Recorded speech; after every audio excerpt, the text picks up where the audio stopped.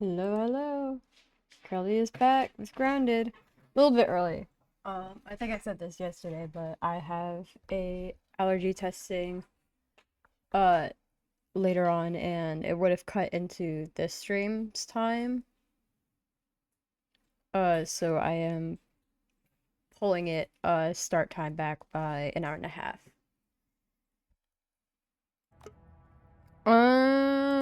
Unless dinner happens early, long plays should be on time. I don't think anything will affect that besides dinner, but that's dependent on when I get home and then when family makes dinner. So last time we mostly spent the day building my base. I actually think I'm gonna continue doing the quest just so that we get the game going. Oh, so I did look into Slime Rancher 2. I think it releases on September 23rd. And it's currently not on Game Pass anymore, and because I don't feel like buying it, I'm going to wait for it to... I'm assuming it's going to re-release on Game Pass, especially with it coming out of Early Access. So I'm gonna wait for it to hopefully come back. And then I'm assuming in that time frame, number one, Grounded playthrough will probably be done and over with. But, well, at least the playthrough of what has been updated so far. And then I will probably do like a little filler game in between that time. I might do like Wobble Dogs, like I said, or something like very, very easy, very simple. And just swap through games as I see fit. I have a whole library of games just that I own, and then that are on Game Pass that I can swap through before Slime Rancher. I could even, actually, I could also just play the first game on stream. I've played it before, but I feel like that's something that I could do. Oh, I thought I had a clown nose. This is like, oh.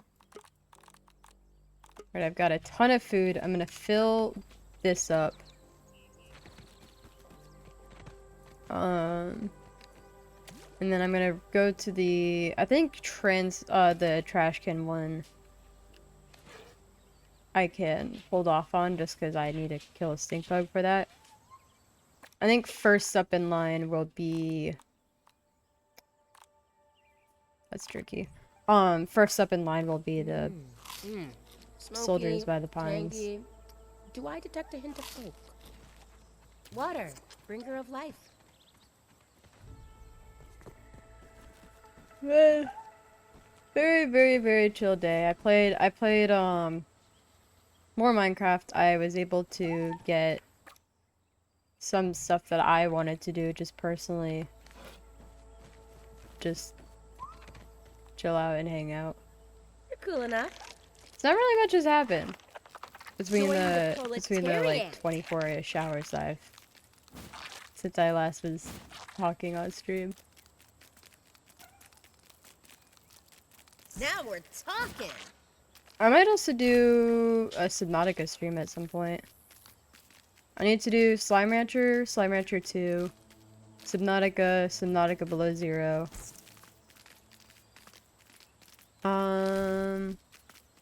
Ooh, and then actually, I would have been able to do Subnautica 2 had they not,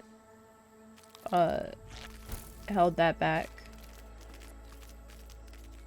That'll be something to look forward to next year, though.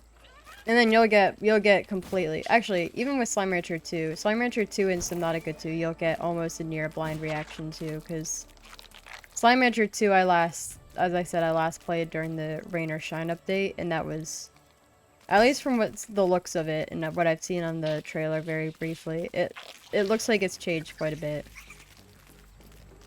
Like, there wasn't even much in way of storyline or Tired? anything. I'm tired all the time.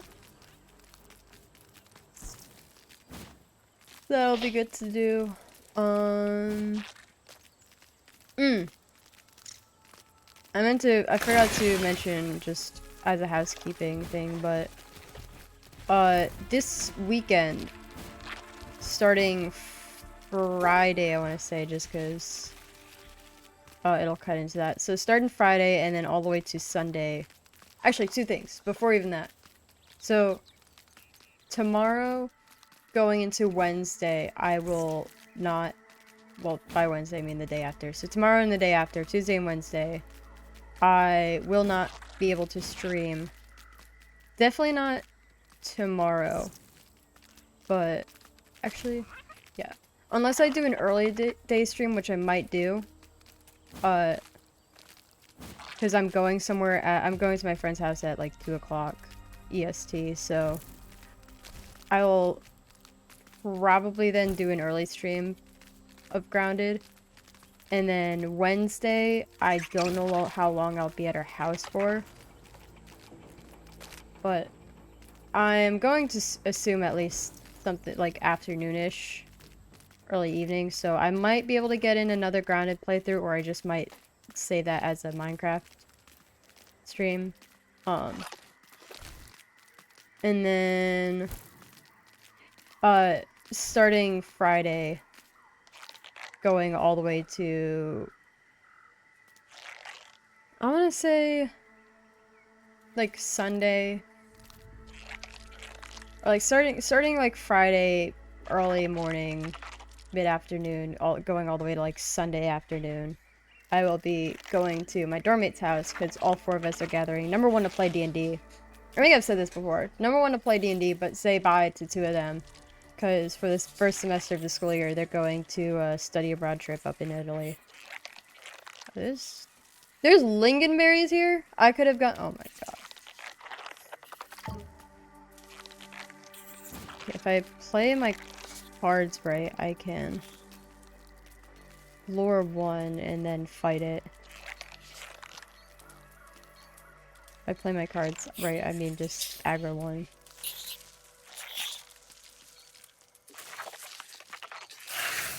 Okay.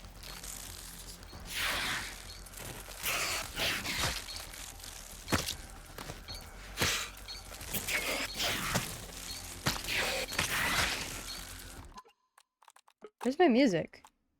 Is it really that? I want master volume. I'll put that at 30. Music can go up a little bit.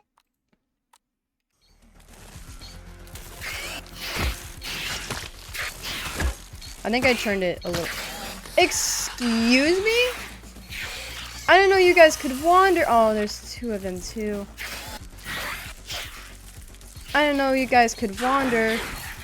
That's so rude. I'm going bug free for now.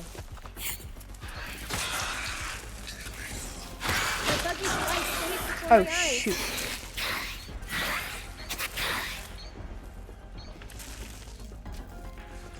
Gotta pick up the stragglers. Okay, I'm fine with it being knocked out because I know it can't die.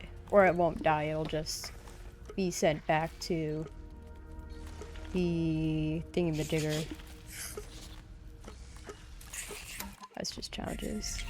Oh, actually, we can just analyze this while I'm here.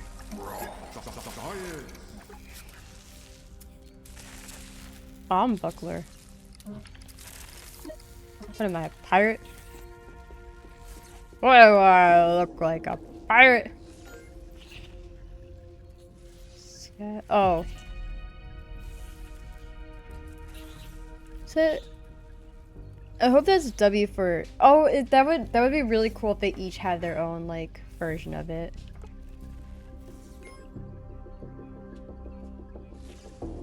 Oh yeah, see, it's got the W. I wonder if that's like W for Willow. I'm hoping, that the customizations are based off of the character. I think that'd be really cool.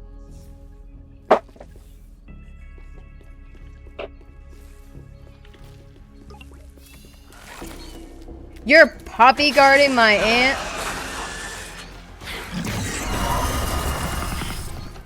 Buggy's gonna sit this one out.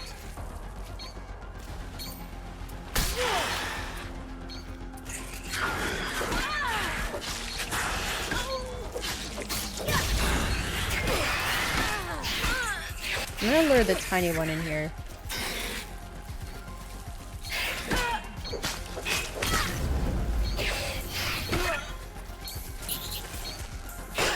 Don't try to get behind me.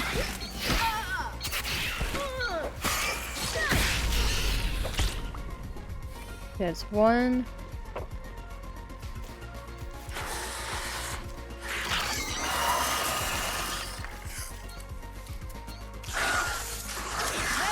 So flingy.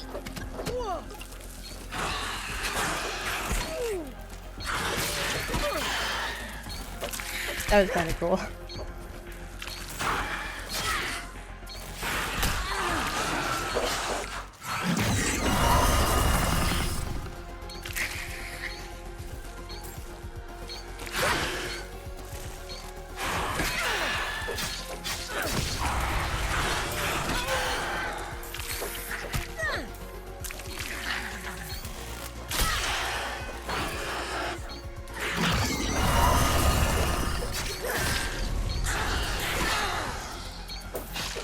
Okay.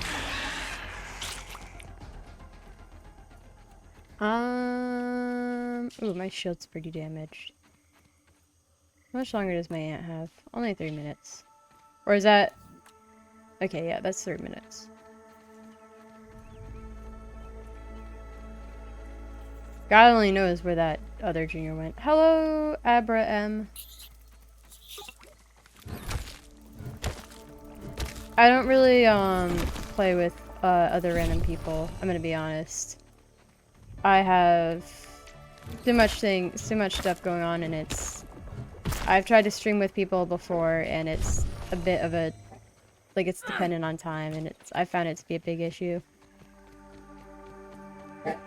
I do plan actually on hopefully playing with my brother and one of my friends on this game, because we used to play Grounded together, so I will hopefully at least try to get some people to play games. Do you want outside, dog? I think she wants outside. Give me a second. Go outside? Let's go. Drop your goose. No. Drop it. Drop it. Drop it. Thank you.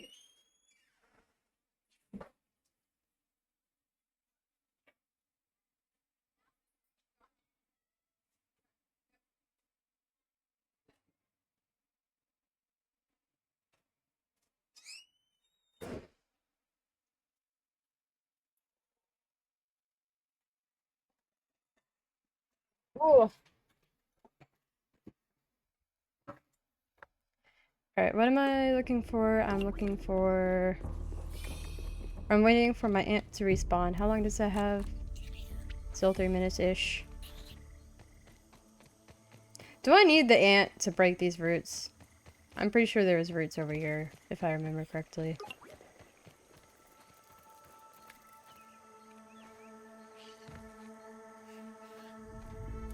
Do I? Oh. It's like, do I have to go looking for the other junior?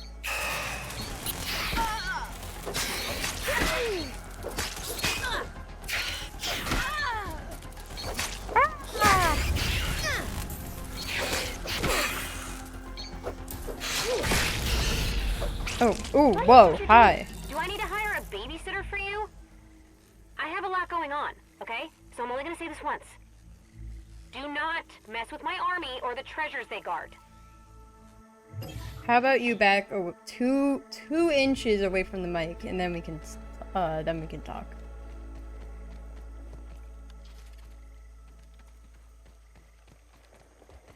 Cool. Well, back home we go, I guess.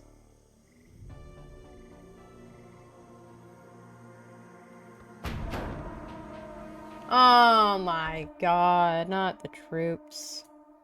Not the troops. Oh my god. Scared the heck out of me.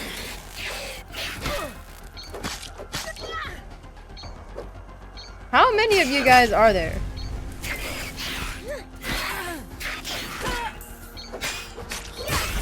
Get out of here.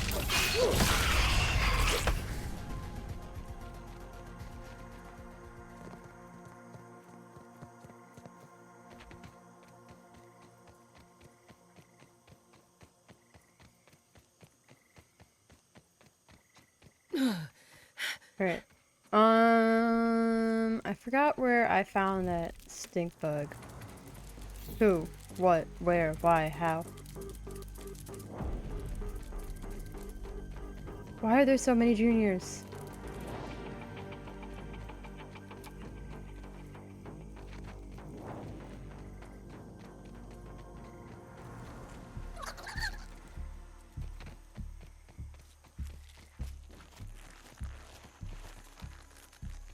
I love this game.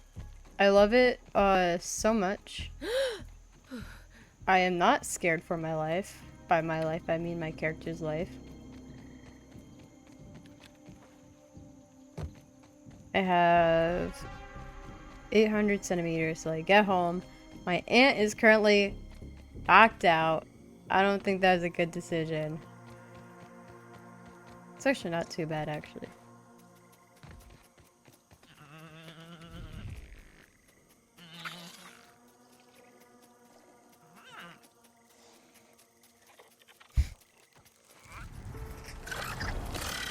You were sleeping!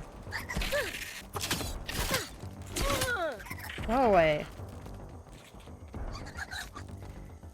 You guys can't even kill me when I needed you to.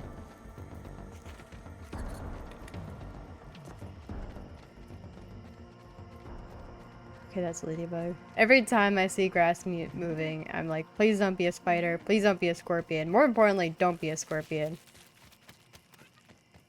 Orb weavers I can at least deal with. Wait. Ah, I can break this. Oh, it's rotten.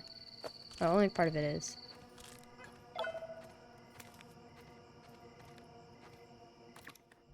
Is that something I can scan?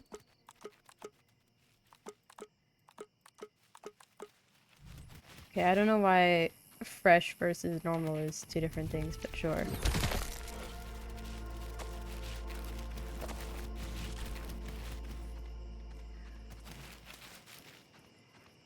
I'm really good for this I'm really glad for this highlight items because I cannot see.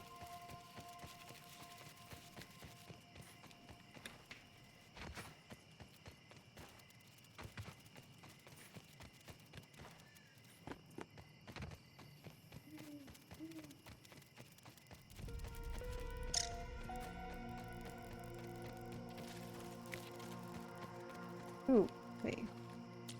These give other kinds of mushrooms, or is it all the same? It's all the same.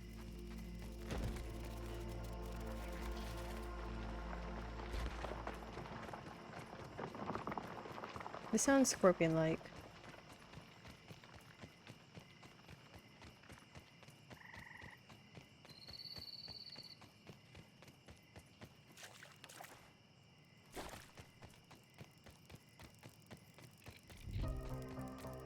Hello, little ants. I'm part of you now. I'm one with the troop.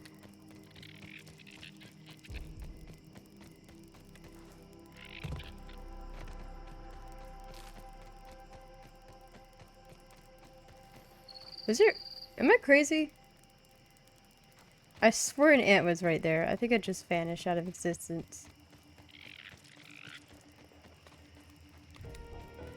Oh.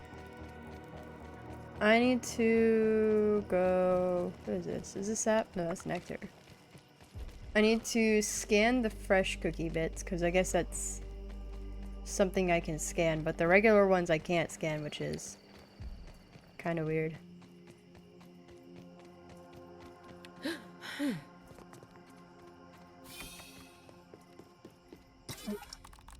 You scan. Human food. So what? What's the difference?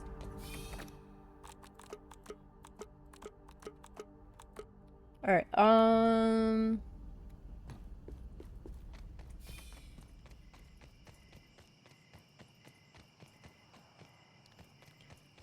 me go home.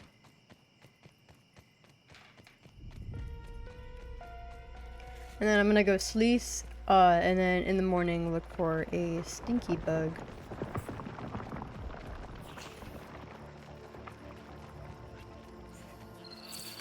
So the campaign I'm playing in right now, I think I've mentioned a little bit about it. So it's my Dragonborn fighter. She's a white ancestral Dragonborn. Literally, I didn't have, okay, so when we started it, I didn't have a like physical description of her. So when they asked me to introduce my character, like what does she look like and stuff, I literally sat there and went, white. And so now they quote that on a daily almost. Not on a daily, but pretty frequently. Bottled in scenic Brooklyn. So basically how that, I'm just gonna yap because I like talking about it. Basically, so we started out, it was going to be this thing where we were kind of called to this, like nation, and they were gonna be like, hey, so we have these bandits. Actually, I'm gonna take these and hot deposit it. We have these bandits, and they stole like this gem from us, and we need you guys to get it back. And basically our characters were the ones who like answered that call. And so we're like, okay, cool, we're gonna go do that. And so we get there. I think it's like some Triton nation, or not Tritons. I forget what they are. But it's like this nation that's on the water, and so they have no definitive place of where they are. They literally like rotate around the entire map every once in a while. Ah! David, he's so cute. Oh, you're cute. I like to drink my lemonade.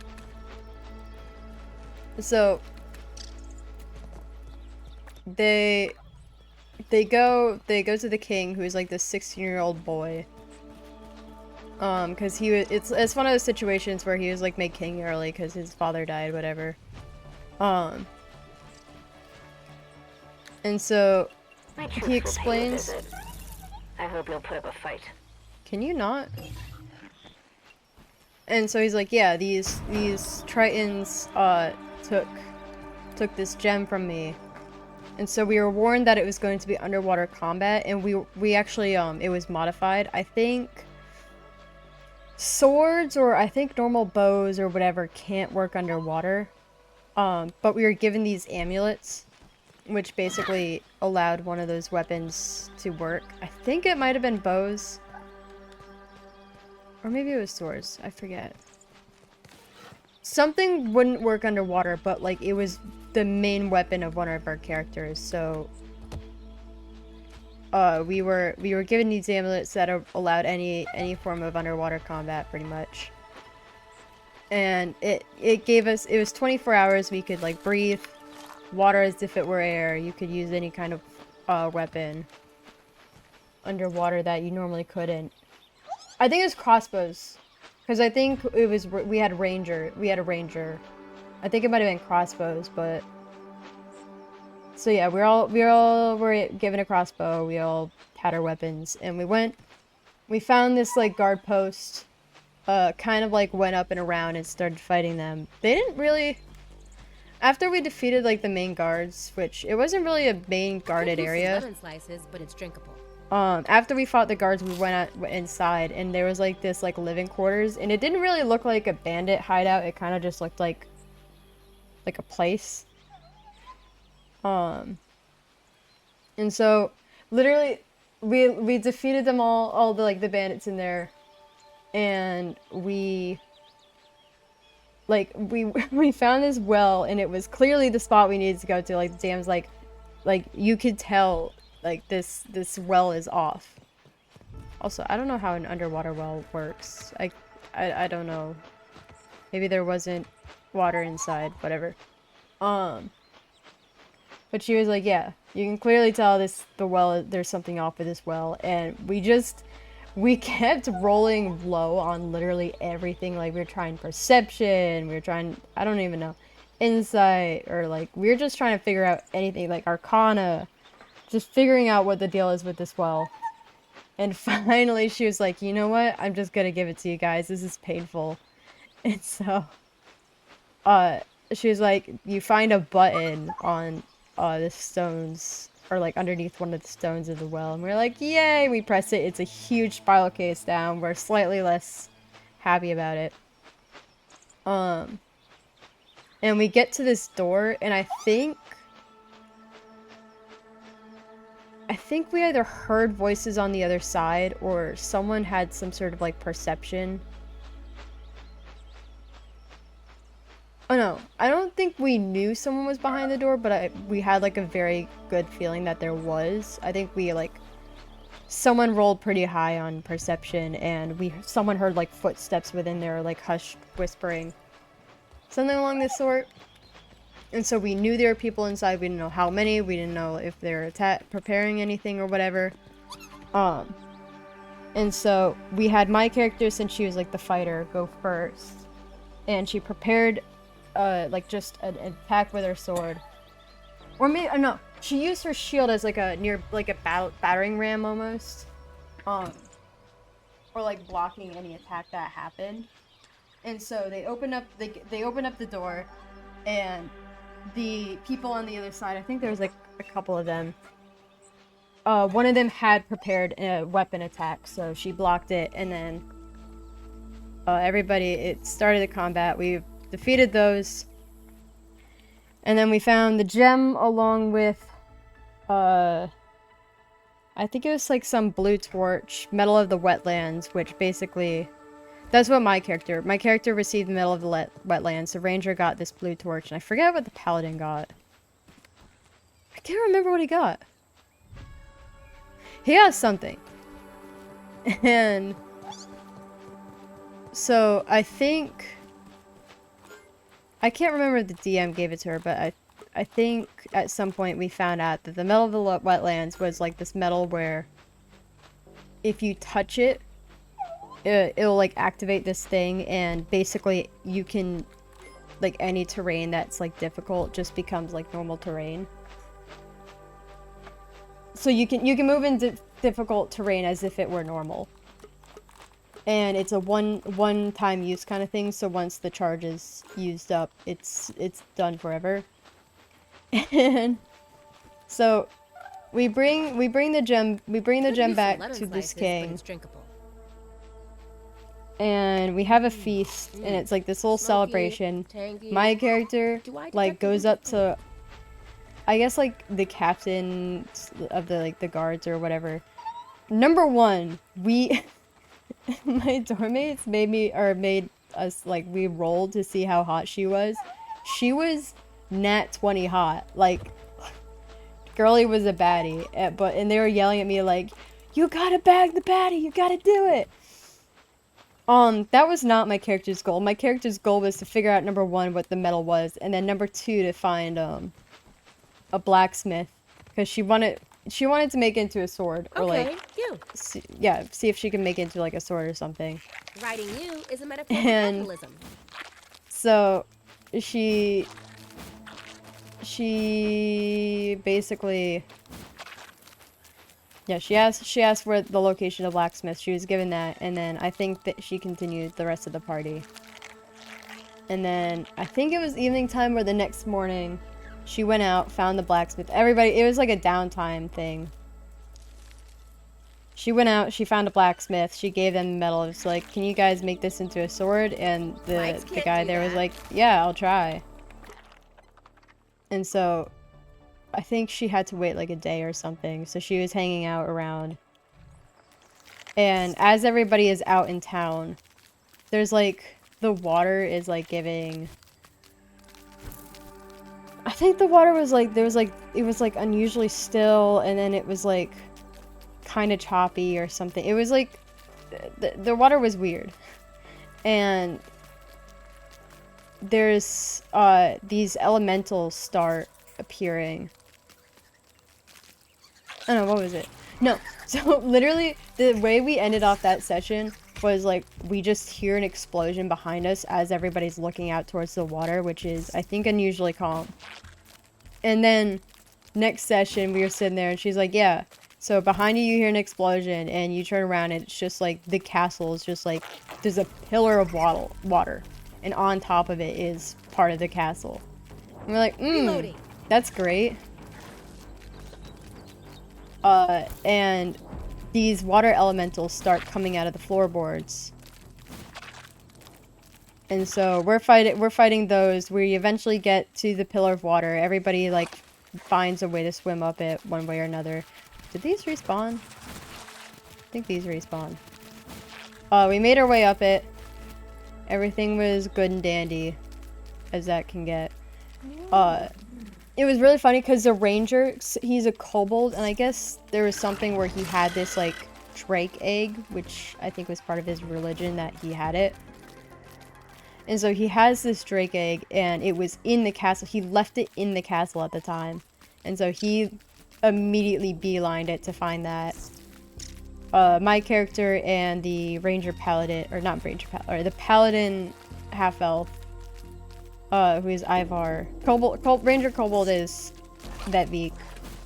Paladin half-elf is Ivar. And so Shira and Ivar, Shira's my character. We go... Oh, he's sleeping! Look how sleepy he is. We need to tuck him in under this blanket. But so we go up. We're looking for the king, making sure he's okay, making sure everybody's okay. And we find him in the main, like, throne room. He's got, like, this crown on with the rest of the jewels. Because one of the gem that we retrieved was this, like, missing gem from his crown, I guess. Oh, hi, Soldier Ant. Wait.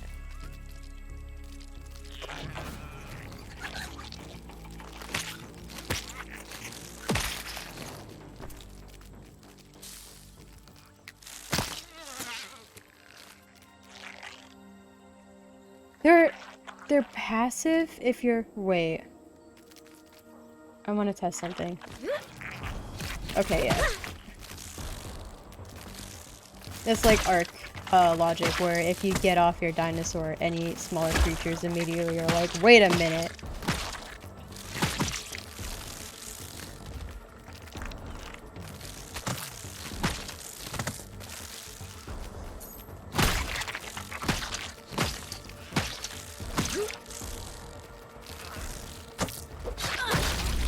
What was I saying?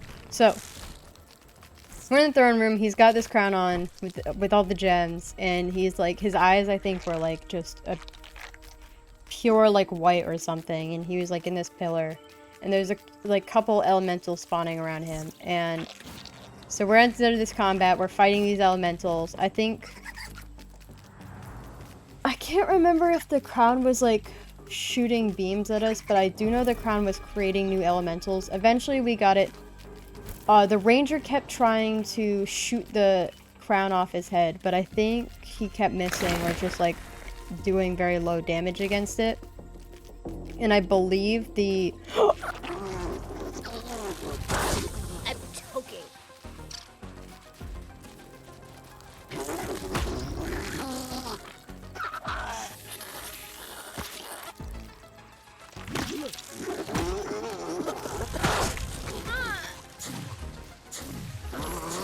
Not doing it. Let me mount, let me mount. Hang in there, big bug.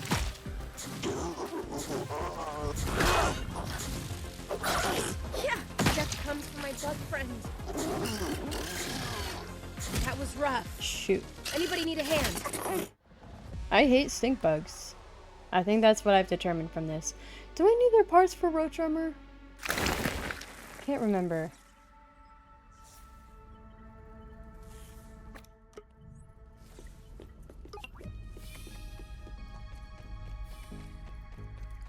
So basically, as I was saying, the ranger's just failing to shoot this crown off. I think my character hits it a couple times. And eventually, I think he made like some final shot against it, and it finally knocked off, and we were like, holy shit. The DM, from what she said afterwards, she gave us a little bit of leniency, because it was just like, it was a brand new campaign for Ivar and Vet Beak's characters, so she's like, yeah, I think technically he would have died. Oh no, he would have almost, I think we just barely saved him. I think he was at 2 HP. I think we did I think we did just barely get him on his own, get it off on our own, That but was rough. Anybody need a hand? it was pretty ouchy. Let me grab. You gotta be kidding me. Buggy went MIA. Great. Bug juice all over my thing.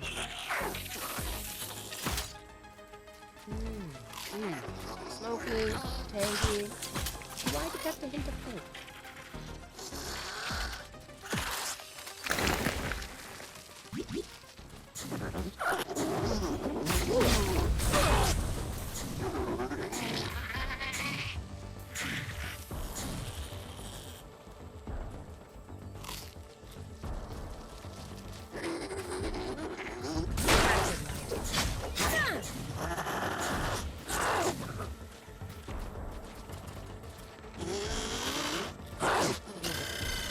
Oh, my shield is broken, I just realized. Oh my god.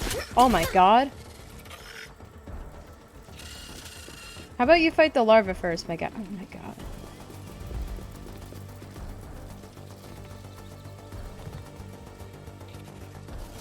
Oh, that was terrible.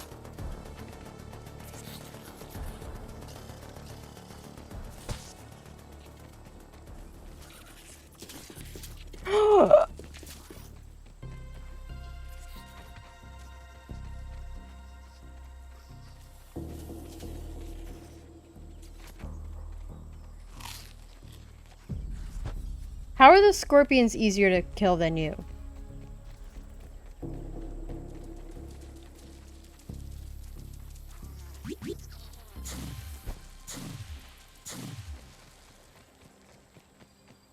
I don't think the gas masks were this hard to make.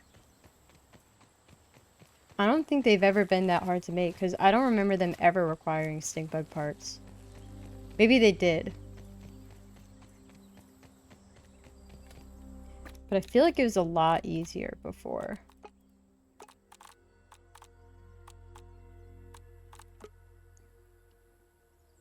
Ooh. Oh wait, no, wait, why is that? Oh, perfect blocks deal spicy damage. Okay, the block strength is a lot weaker, but perfect blocks with a light shield deals high stun, but normal blocks have lower protection. Heavy shields fully block damage and don't drain as much stamina while blocking attacks. Okay. I think I'll keep the Lady Guard, I'm gonna be honest, just because I like it. Give her dagger, that's just daggers.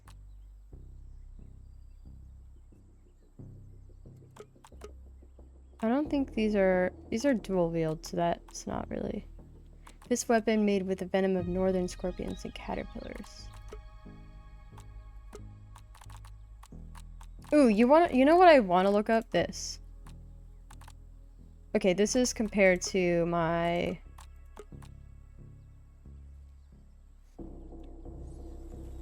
What?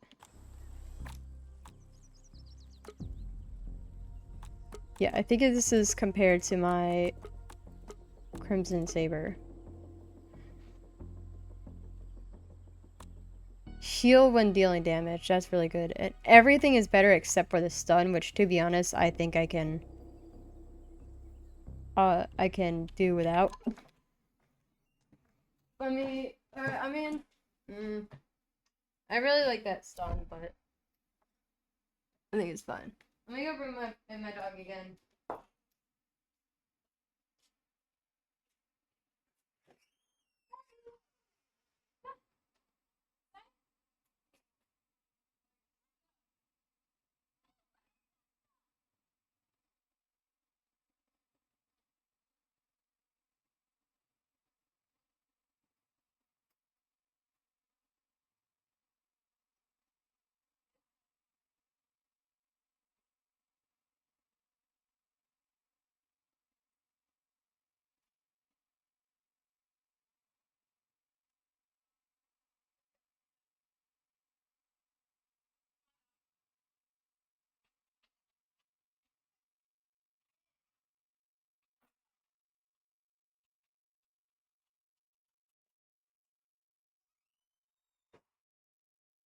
Damn, Velcro dog.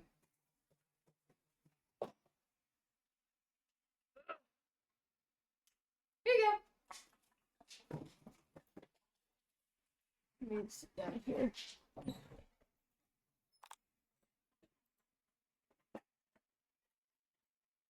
Let me ban this person real quick for posting a link. Alright.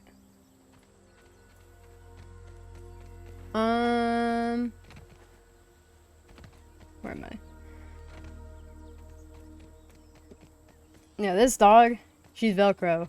Our old dog literally used to like run around. If you took her off her leash, she would book it, go across the street of her, on the front yard. It was just a mess. This one, you can hook her off her leash and she stays roughly around.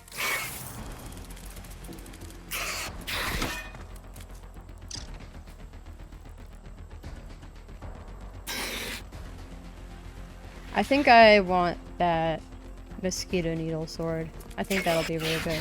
Hey! Excuse me.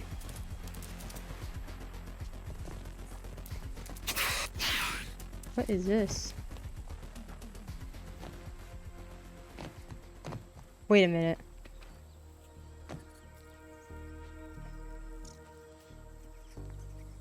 Is this a gun?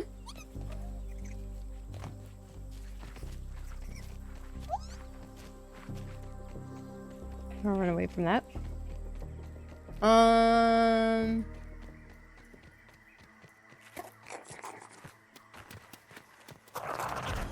Sir! Wait, can you?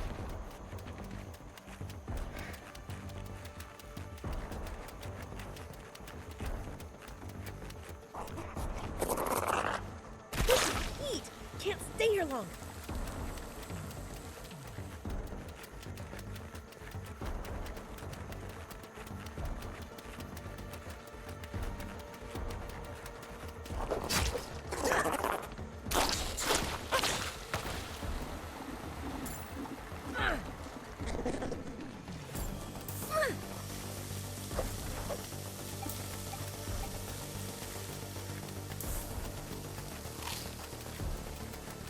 What?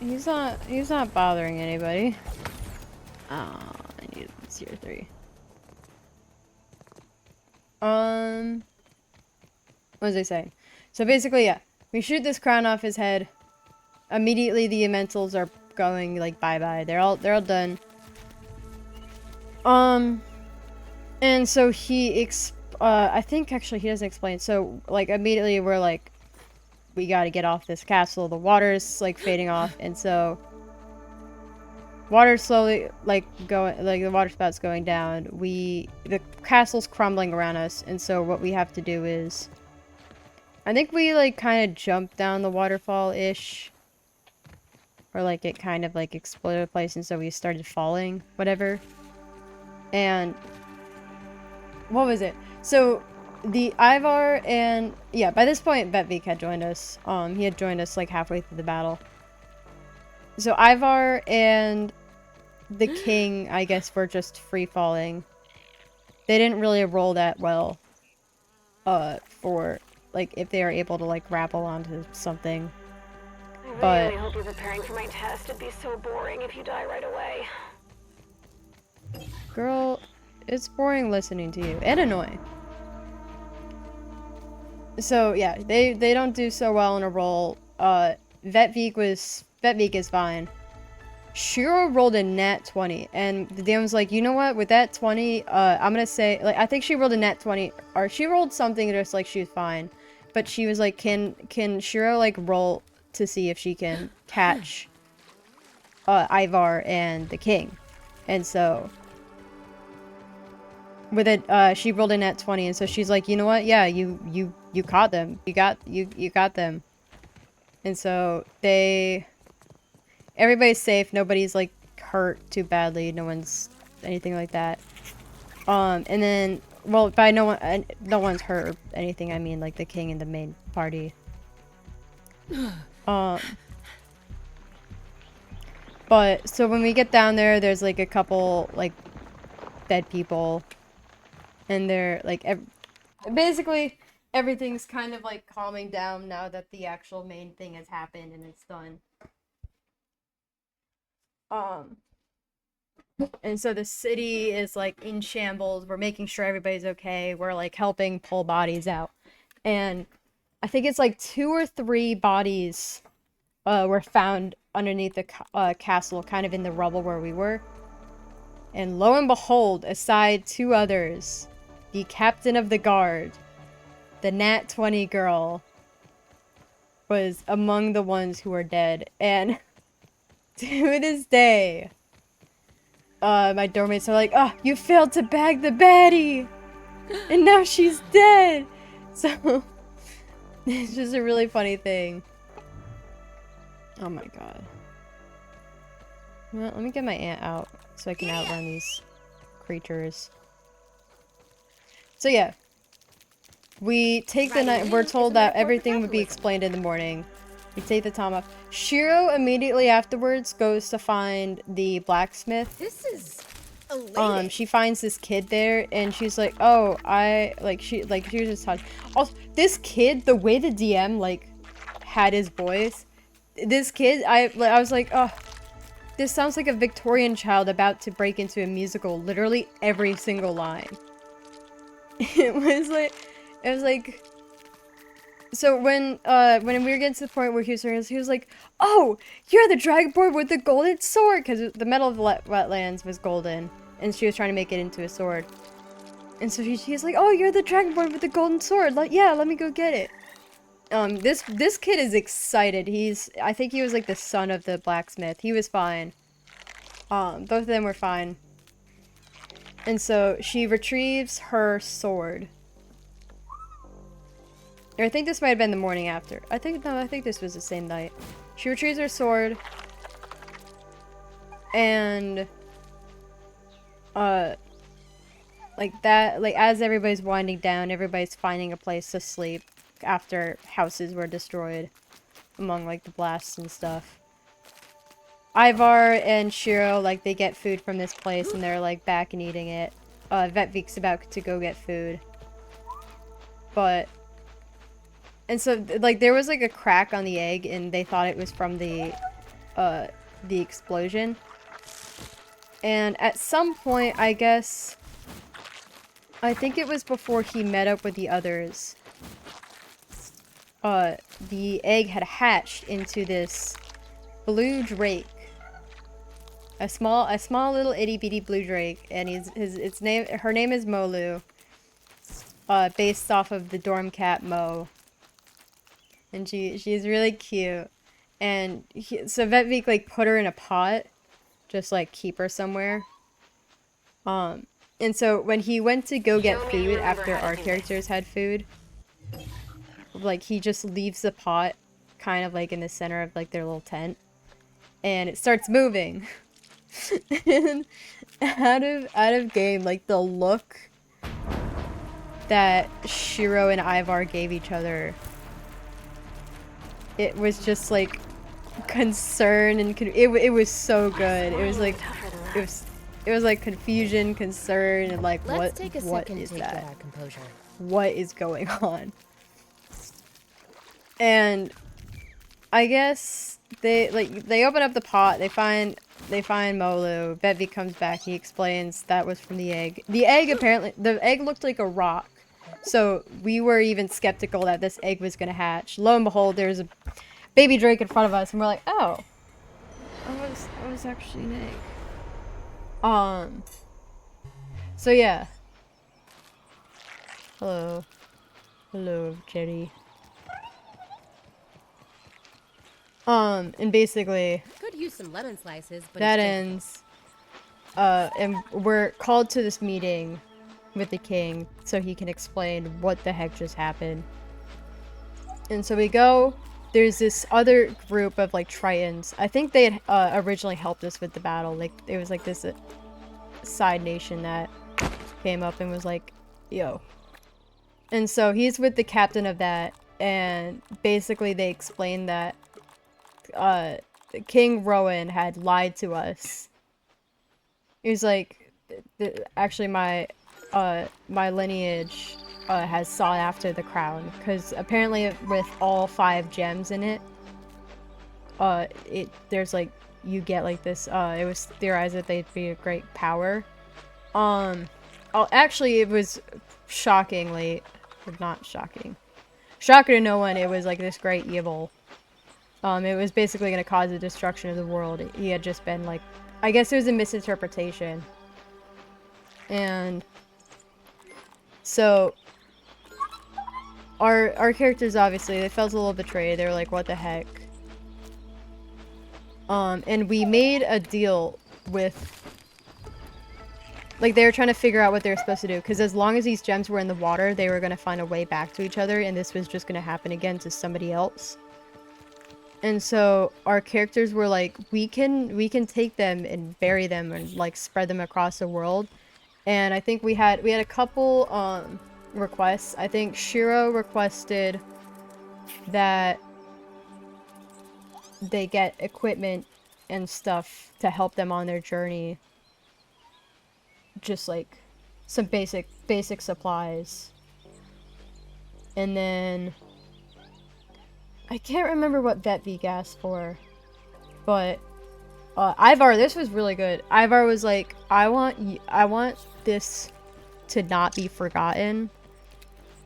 They let the king have a piece of gem, and she's like, I want you guys to like write this down and tell stories of this so that it's not forgotten and this doesn't happen again. And so basically that's exactly what's happening as my game starts lagging. So they take this, they take the 4 gems, and then they set out, and now they're on the journey of spreading out these gems. So the way Paladin, I don't think this is just like, I think this is just this campaign thing, but the way Paladins work in this world is that they have to go through temples and survive it. These really hard temples, and if they get to the bottom of it, they basically like can become paladins of whatever god that owns that temple. Ivar actually didn't do that, as our characters found out very early on. I don't think, in character, we haven't been told the reason why. Out of character, I can't remember. I don't think we were even told out of character. I think it's like the god is just like very weak, so they don't have a temple associated with them. So yeah. We start looking, we head off to this first temple that we need to go to, the 4 main temples. And so we decide to go to this town, which is associated with the temple. And we get there, there's this, there's like this, on our way, we like pass a couple characters. This is important. We pass, I think it was a group of, or I think we passed like this lone half-orc. And we didn't think anything of him. But we get to the town, it's a whole sickness happening. Plagued with sickness, and we get the information, like, basically, they can't do anything for us till this sickness is cured and stuff. And we're told, like, oh, you should find, like, a paladin of this temple, because they'll know more about it. The half-orc was a paladin. Do you want to know who he was a paladin for?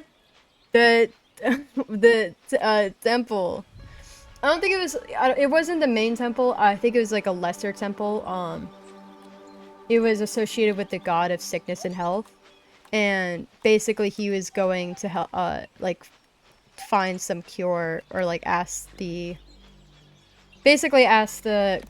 goddess there for a cure to this. And so our character's like, oh, we saw him like 4 days ago. And so we literally, we took our cart, we backed out through the other side of the village. It was so funny. We waved to some of the guards we had talked to earlier. I don't think we even turned the cart around. We literally just backed it up. We waved to the guards who we were talking to before. And off we went to find this goddamn paladin. I think we found him pretty easily. He was like at the side of the road. Why is this not lining up?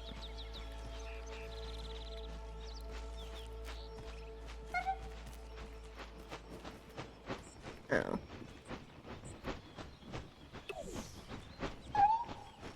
Yeah. So we're looking for this paladin. He's at the side of the road, a little bit closer than before.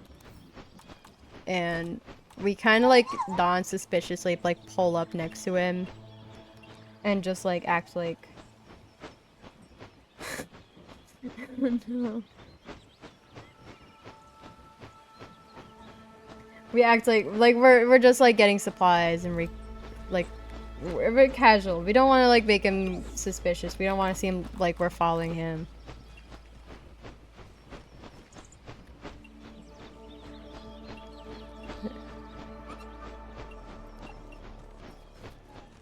Okay. And so we strike up casual conversation with him. And we're like, yeah, we're trying to find our way to this temple. And he's like, oh. I can help you get there, but I need your guys' help with this other temple, the one of sickness and health. Cuz he was waiting for his party, but they were taking too long and the party told him like, wait for us. We'll go with you. Don't go in alone. And obviously he didn't want to wait. And so he was debating going in alone. And we're like, we'll go with you if you help us find this temple. And he's like, oh, I know the way there. And so he agrees that he'll help us after we help him through there. What is going on? I'm so confused. So we go into the temple. Or we find our way through to this temple. We put a rope down. This rat chews the rope out on our way down. So we not so gracefully fall down. And basically, immediate combat almost. We're walking through this mud. Molu is doing that thing where, like, you know, cats, if they're like in a like water or something, or like somewhere they're like somewhat wet or they don't like it, they'll like lift their paws up and like do these weird stompies and like shake their paws every step, like lift up a paw, shake it, take a step, lift up another paw, shake it, take a step, kind of like that. It was really cute. But we get to this section, it's more dirt, and there's just a bunch of these big poisonous worms come up, and we're like, what the heck? And so we're fighting them. Oh yeah, the half-orc, his name is Gaius, as we learned. So we're fighting them. I think there's a scene where he was paralyzed by this poison, and so Shiro's like, don't worry, I got you. And she saves him, or she like quickly rushes and like pushes him or grabs him and runs out of the way. But so yeah, everybody's good. They eventually defeat the worms. We were pretty badly battered, to be honest. It was not good. But what the heck?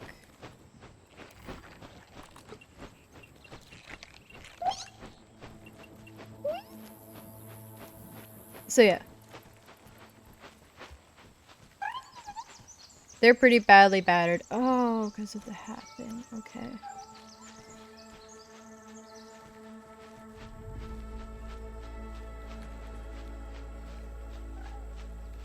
Yeah, they're badly battered.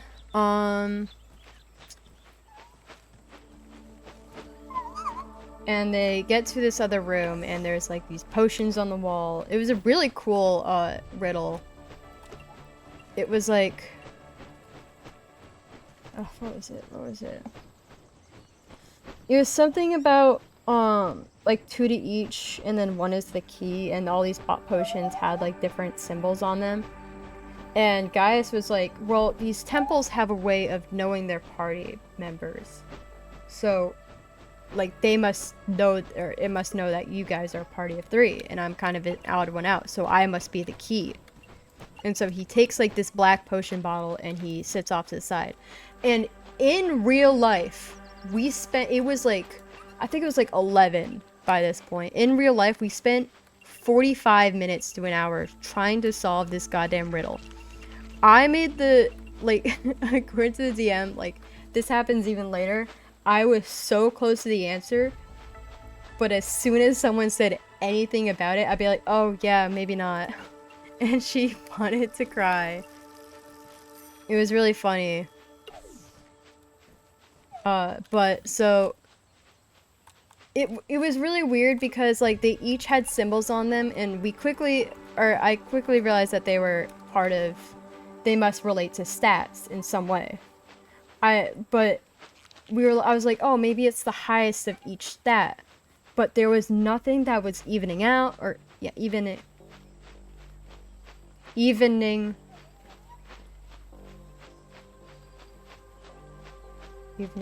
Yeah, evening out.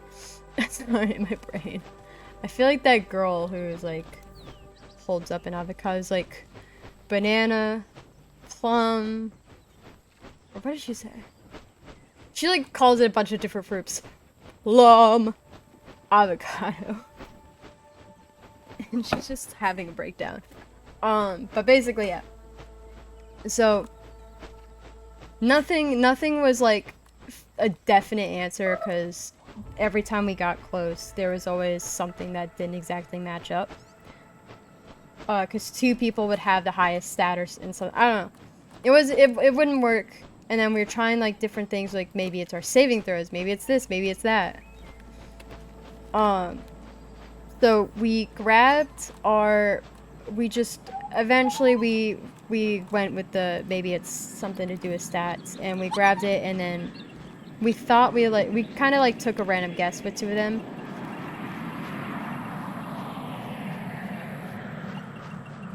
And the way the DM described this was diabolical.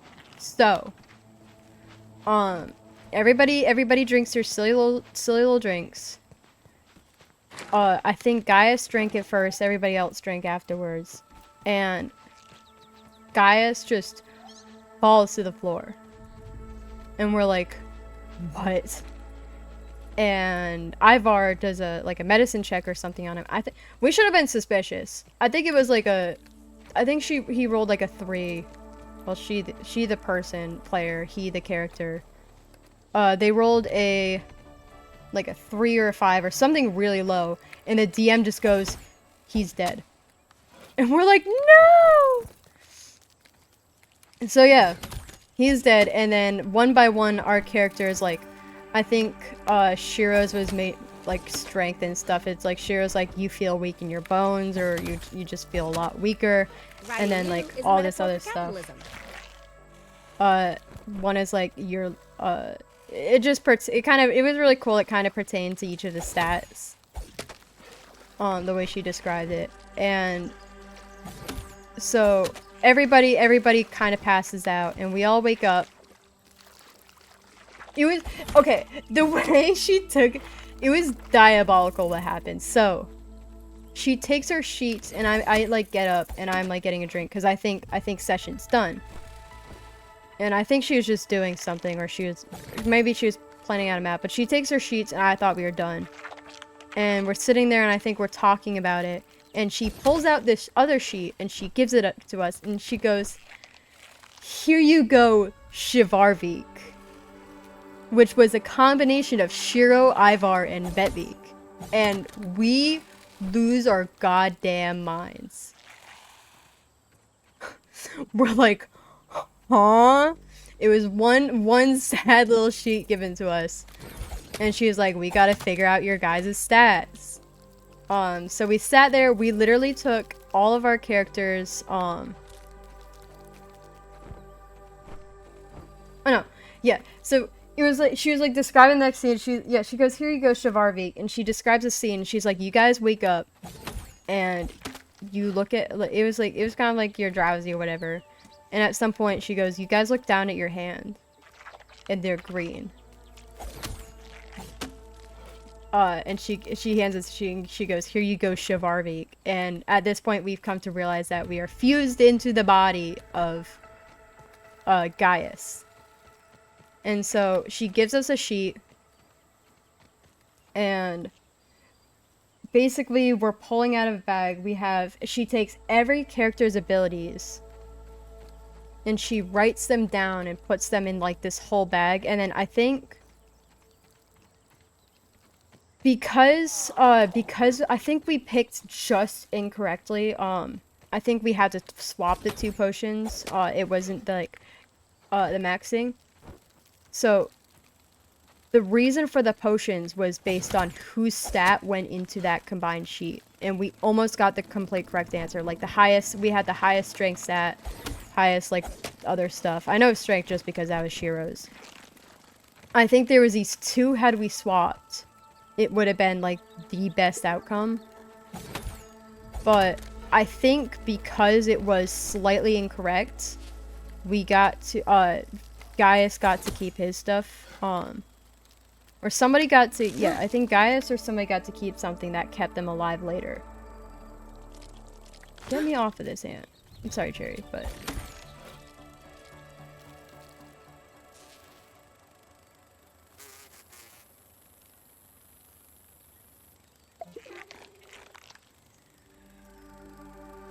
Water, bringer of life. I'm expanding my palette.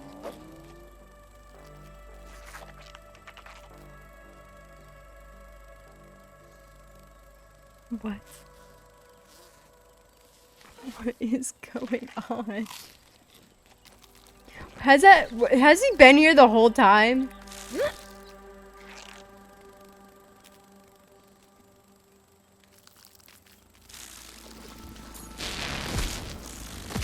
Oh, he's stuck! Oh no, he's not anymore. We'll try later.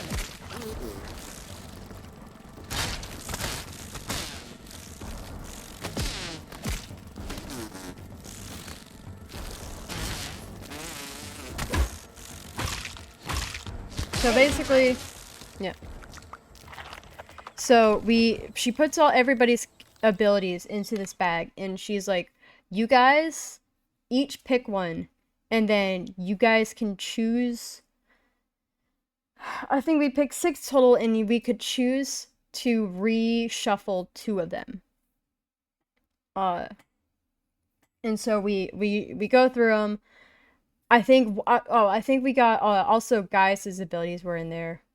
So one of them was if you roll a crit, you roll 3 times the damage instead of just the because the way crits work in this, at least through her, is you get to roll double damage. If you crit because it was a half work ability, you would roll 3 times the damage instead of just the 2. I think we got Shiro's action surge. I think we got Goodberry, helping hands. Maybe Divine Smite. I know we rerolled, I think we rerolled Goodberry or something. I can't remember the exact stats we had, but... So we got that. And so we're this one entity, we're Gaius. And so we get our bearings. Gaius obviously is nowhere to be seen. And we're in this room, and there's three doors and an alchemy station in the middle.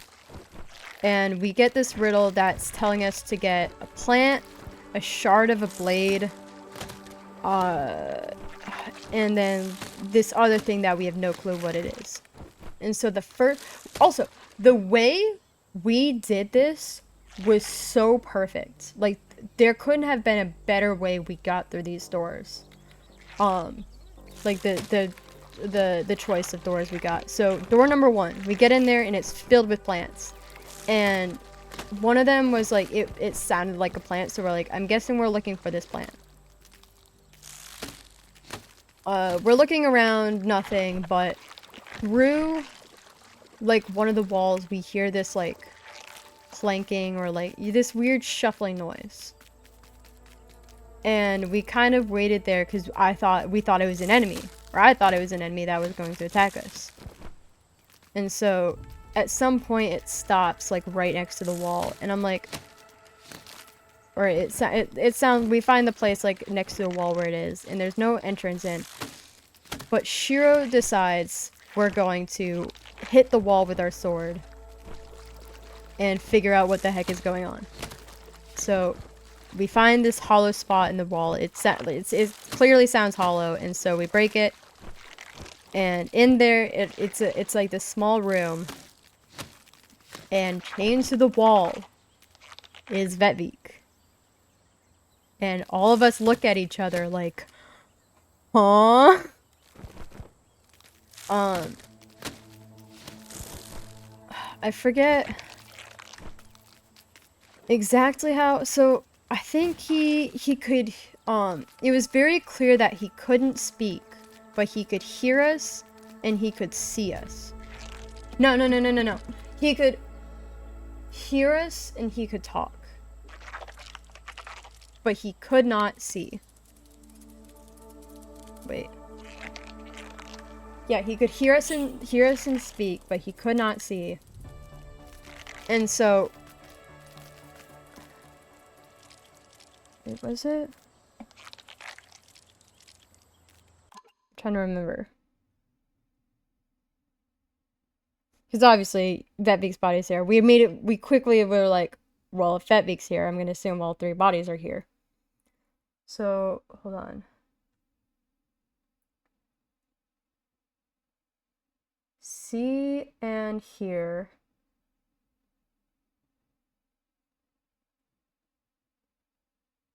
Actually, let me figure out which senses were cut. So speaking, hearing, talking. Okay, he could not talk, but he could see and hear. Now we're talking. Yeah, so he could see and hear, and so he like sees his body, and we're asking him yes and no questions. I think yes was 1 tap, no was 2 taps, or the other way around. And so like at some point we asked like, are you guys? And he taps our hand for yes. And so like I think one of us was like, prove it or something, and we were trying to ask him a question, and I think Vetvik was like trying to ask him something that wasn't a yes or no question. We're like, dude, only yes or no. Basically we learned he was Gaius. We did find a way to confirm that it was in fact Gaius. And so we're like, cool. We freed him. We gave him, I think he had Vetvik's stuff, so he had his bow. And the way it worked, the way the combat worked was, even though like if your person or character didn't know how to shoot a bow, like your character, because it's had years of experience of shooting a bow, say, you would know how to shoot a bow. It would kind of be like muscle memory. And so he has this bow, and we go out, and we had previously, before we even heard the tapping, we had found like these holes in the wall. No. Wait. We didn't find these holes in the wall. After we go out, like DM was like, she was like, I did not expect you guys to get this, because being the game completionist and like always like wanted, like, what if we missed something? Also through my years of playing Skyrim, I was like, if this was here and we didn't know this room was here, who's to say there aren't other hidden rooms in here?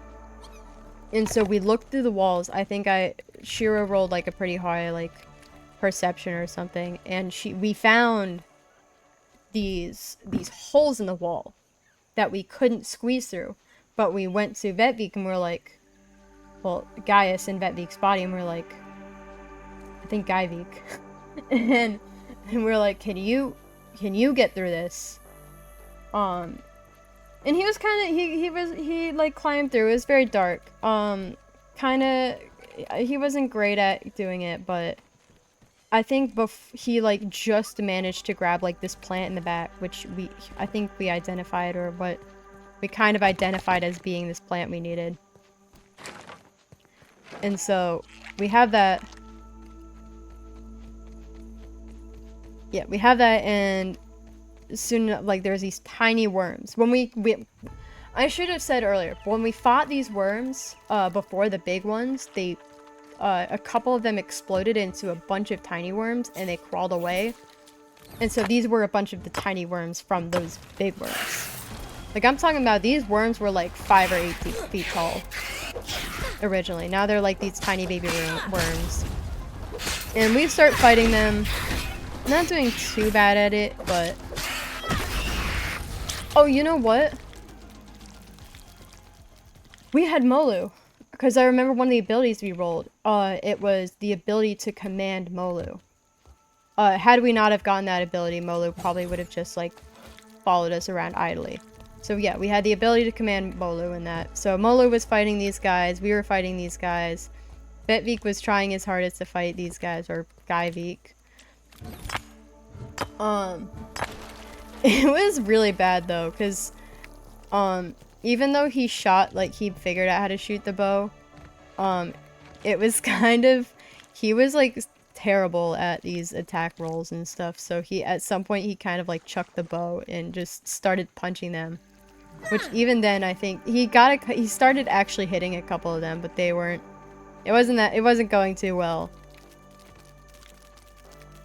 And so this fight was so hard. All of these tiny worms, and it was not meant to be this hard. We literally sat there, I think 30-40 minutes trying to fight these worms, and afterwards we were pretty badly damaged. We're like, holy hell. It was bad. And so oh god, hold on, there's lag.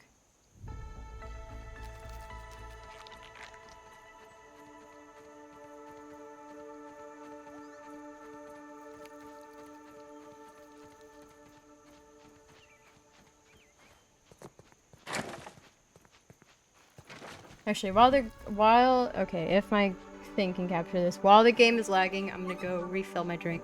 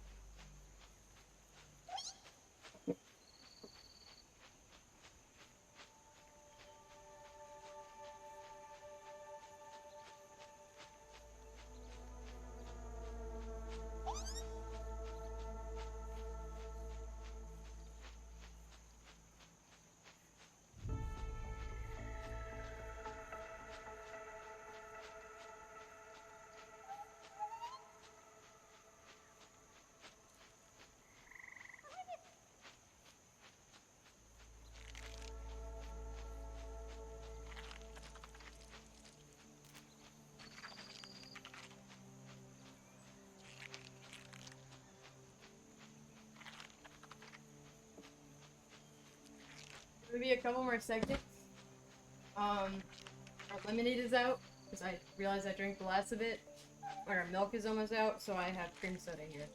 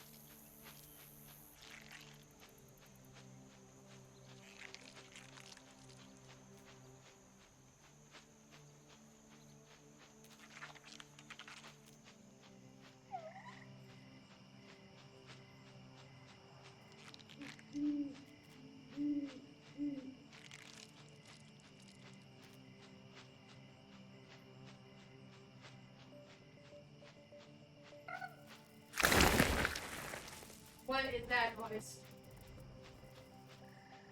I hear scorpion sounding noises. I got cream soda. Top 3 favorite sodas: root beer, cream soda, and birch beer.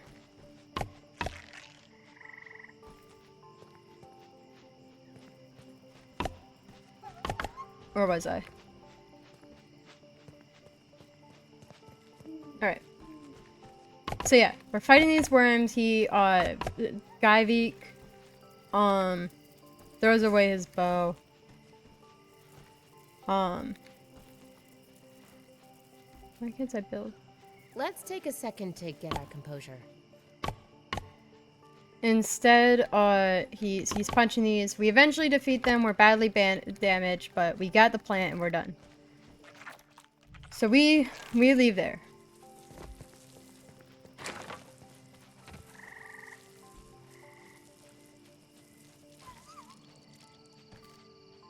Yeah, we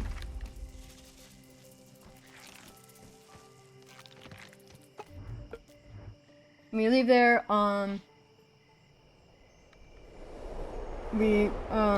can't remember if we I think we put the plant over on the table. And so, Guyvik isn't able to go past the door. And so we're like, alright. We bring him back into the room he was found in. I think gave him like a weapon. It was like, he was like, please hold your own. like we will be back. We won't leave you here. And so we kind of bring him back into that room. I think we hid it a little bit just so that nothing would find him. He wouldn't get hurt or anything. That's my alarm to upload a video. I'll do that. Oh no, that's my alarm to go live. Oh, and upload a video. Yeah. I'm gonna hold off on uploading the videos afterwards. But so, we leave him there, ever so sadly. And we go into the next room. I think that door was fine. So we go through, and it's this tavern. And we go, what the heck? What's a tavern doing down here? Exactly in that accent, as you could imagine. But yeah, so we're like, there's these couple of guys. There's this guy passed out. There's the bartender, and there's these 2 girls. I think we talked to the bartender, and we're asking for this, I I forgot what it was called. Fire something. I don't think it was a fireball, but we asked him. He's like, yeah, that's a drink. I don't think I have the ingredients. He was kind of a bitch. But he's like, that guy over there tried it, and he was like knocked out on the thing. And so we're like, okay, you're useless. We go up to these two girls. Immediately, two favorite girls. The way the DM kind of like leaned into playing this accidentally was like they're kind of self-aware. And they're like, yeah, our consciousness has never left this Not at all, they were buddy. clearly drunk. Like our consciousness has never left this place. It's kind of crazy.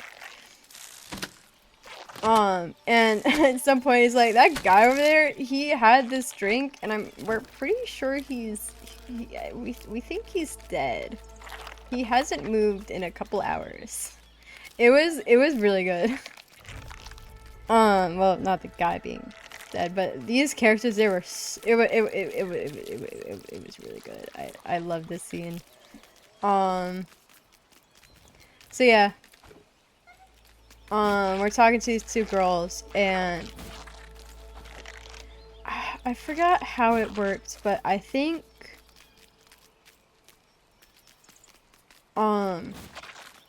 clearly we weren't really getting anywhere, so we stopped talking to them. And at a certain point we hear like we hear loud, very loud orcish singing. We didn't identify it as orcish, but it was basically loud orcish singing. God only knows who an orc singing could be. So yeah, we hear this orcish singing, and we're like, what the heck? And it's behind this door that we were told was the bathroom, and yeah, we were told it was like the bathroom or like this place. And the girls were like, I don't think we have wait, we have a bathroom? Or something like that. This is. Barkeeper was very like suspicious about it. He's like, no, I can't let you back there. It's like, I think he said it was storage or something. And I think while we were in the plant room, we found basically like, cause I think we were looking for good berries or something, and we found not YouTube friendly devil's lettuce, but I think it was like, I think it was tobacco we found, which I guess that's not as more YouTube friendly, but yeah, we found tobacco, and we kind of like rolled it up, gave it to him. He was like, will you look over the other way if we give it? First we tried to offer him a coin, but he was like, I'm sure as you guys would know that I've seen more money than this before. And so he flicked the coin back. He's like, you guys need to try more than that. And so we roll up this tobacco, and we're like, here, how about this? And he's like, yeah, this will do. And then he like kind of looks the other way, starts like lighting it and smoking it. Which, number one, that cigarette bad kids. It destroys lives. My grandma was a smoker. Now she's 6 feet under. Actually, no, she was cremated. But basically now she's 6 feet under. Kind of unrelated reasons, but it did not help. So yeah, smoking bad. My grandpa, on the other side of the family, is 6 feet under because of lung cancer, though, which was directly because of that. But yeah. So where were we? Yeah, so we get into this room, and it's Gaivar. Gaius and Ivar's body. I thought there was more weed stems. This is so sad. Yeah, Gaivar's sitting there. He's singing loud orcish, and I think we tap him. He's like, "What? Is that or?" I forgot what he said, but he's like, "Is that you guys? I can't hear anything." I don't know. He can. I think in this one, he can't hear, but he can see. And he can, he can see and he can speak. Now you guys understand me trying to figure out senses, because there's Guyvar. Oh yeah, there's Guyvik, there's Guyvar, and then, I forgot what we settled on the last name. I think it was Gyro or Gyro or something. I think Gyro. So yeah, each one has a sense that they can't use. So Guyvik was, can't talk. Yeah, Guyvik was can't talk. Guyvar is can't hear, and then Gyro was. No wait. No, Guyvik was can't see. No. Why am I? Oh my god. I know Guyvar was can't hear. Gyro was can't talk. I am violently parched. Yeah, and so Vetvik was can't see. This doesn't sound right. I thought Guyvik was.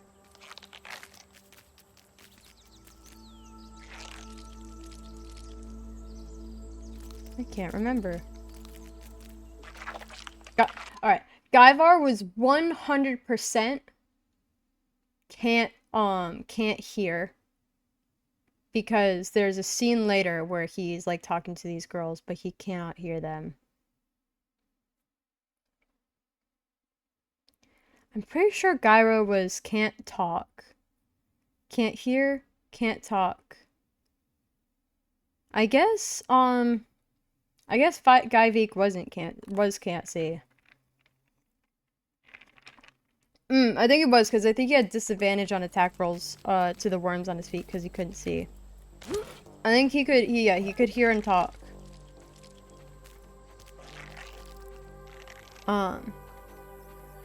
So yeah, we're trying to like draw words onto this man's hand. Since he can't hear us. Isn't really going well, but we get a piece of paper from the guy, and basically we start writing to him.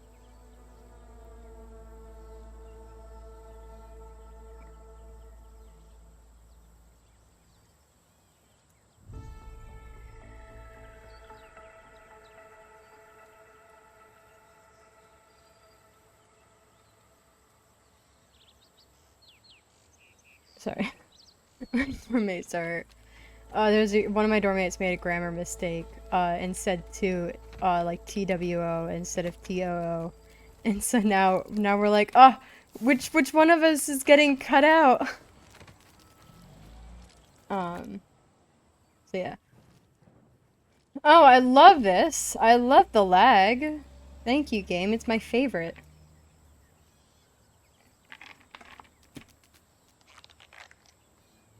I can't even yap. I can't even yap during this. What am I supposed to do? What is a girl to do if they cannot yap? What is a girl to do? What is a girl to do? Please, Kay.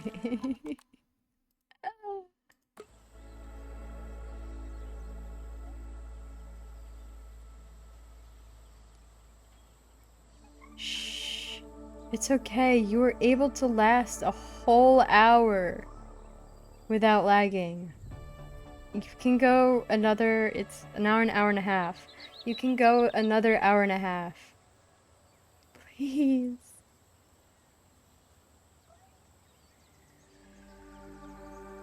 Please.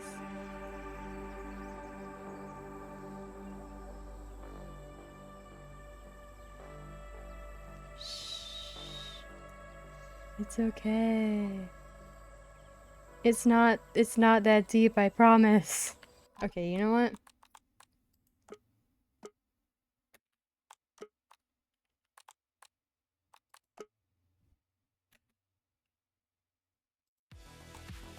Okay. Oh, Is this still lagging? Okay, there it goes. So yeah. So I think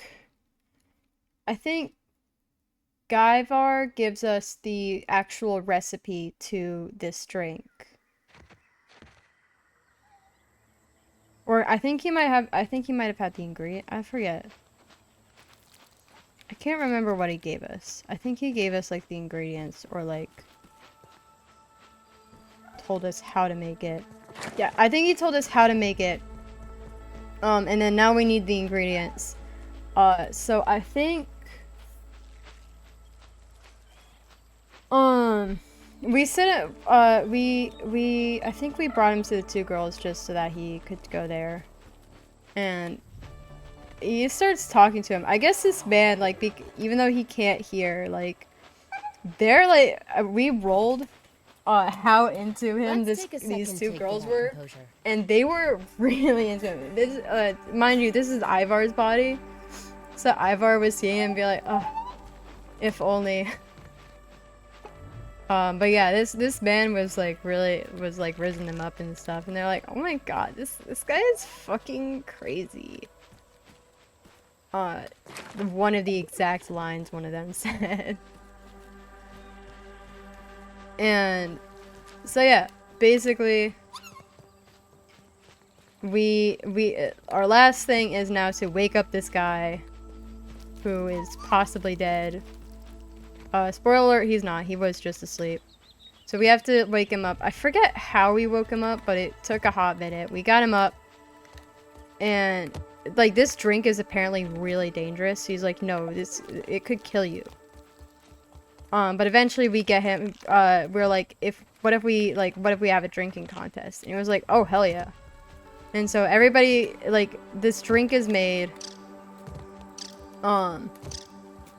And if we won, we would get the entire, like, rest of the cup that we needed. And so he made this drink. Everybody participates. Like, yeah, even you got, he was, like, pointing at, Guyvar. Was like, even that fellow over there. Guyvar was excited because we told him that he was going to participate in a drinking contest. It was so good. And so yeah, we all did this thing, and so we all took a drink, and I think every time we took a drink, there was I think depending on our con modifier of something, one of our modifiers, I'm pretty sure it's con, that would be how many drinks we could drink before we had to make con saving throws. And then if you failed them, you would just immediately pass out. So, I think we did them, and then we were told, like, okay, the girls are starting to make rolls. I think it was one girl then the other, and then I think the guy who had been drinking, because we were like, hey, since he's been drinking prior, does he have, like, does he have, like, a lower modifier?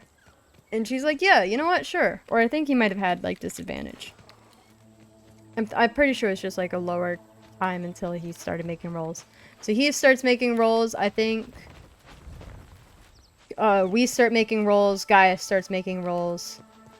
And one girl's down. Another girl's down. And it was literally just us two. And I think Gaius goes down next. And we didn't just barely scrape by, but the last guy goes down and we're like, oh my god. Yeah, so he ends up giving us a drink. And then I think we immediately took a sip of it. It was really funny. I'm pretty sure we took a sip of it and just fucking passed out. We eventually wake up and Gaius is like, did I win? And we're like, you know what? Yeah, you won. He was like, yay! It was so good. We got our drink. We left him with the two girls to talk. Cause they were, I don't know what this man was doing, but they were into him, even though he couldn't hear them. Because these two girls were, as I said, drunk off their mind. So yeah. The last thing we had to do was get the shards of this sword. I think it was like a shard of the Queen's Blade. And so, last door, we can't get through it, but I think we're trying to run back and forth to talk to Gaius, or, well, Gaius and Vetveek's and Ivar's body. And I literally was just like, wait, let's just bring him to the doorway so he can hear and talk. And so we brought them both to the doorway because clearly there wasn't any threat to him. And so we're talking to him. He's like, "What do you see?" And he's like, "Well, I see this like door," and he couldn't, like, he wasn't able to move. I guess he was like paralyzed there in Shira's body. And there was a big target, and I was like, "Oh, he's gonna have to use breath weapon." And so, DM was like, "Now you have to explain to him how to use breath weapon." And I was sitting there. It was late at night, so my brain cell could not comprehend how to explain this. So yeah, she was like, the best I could come up with was imagine you're hacking up a blizzard, and Dormate started dying, cause that imagery was beautiful, apparently. Oh my god. Yeah, so I guess he managed to get it to work. We see the door just splinter, and there's like, it's cold. You feel cold wind. So yeah, we get the door open and we follow Gaius and Shira's body. And we're walking down this tunnel and we see these paintings. Oh my god, let me fight this guy. You okay there, bud?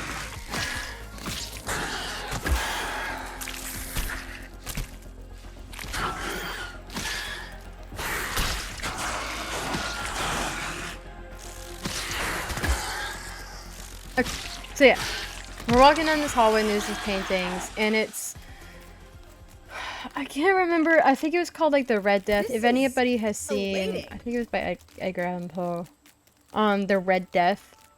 It's kind of like, this was unintentional, by the way. It's kind of like, you know that, like, it's like, you have these people, and it's kind of like this plague spreading, and so they host, like, the rich host this big party and locks everybody in there so they don't get the plague.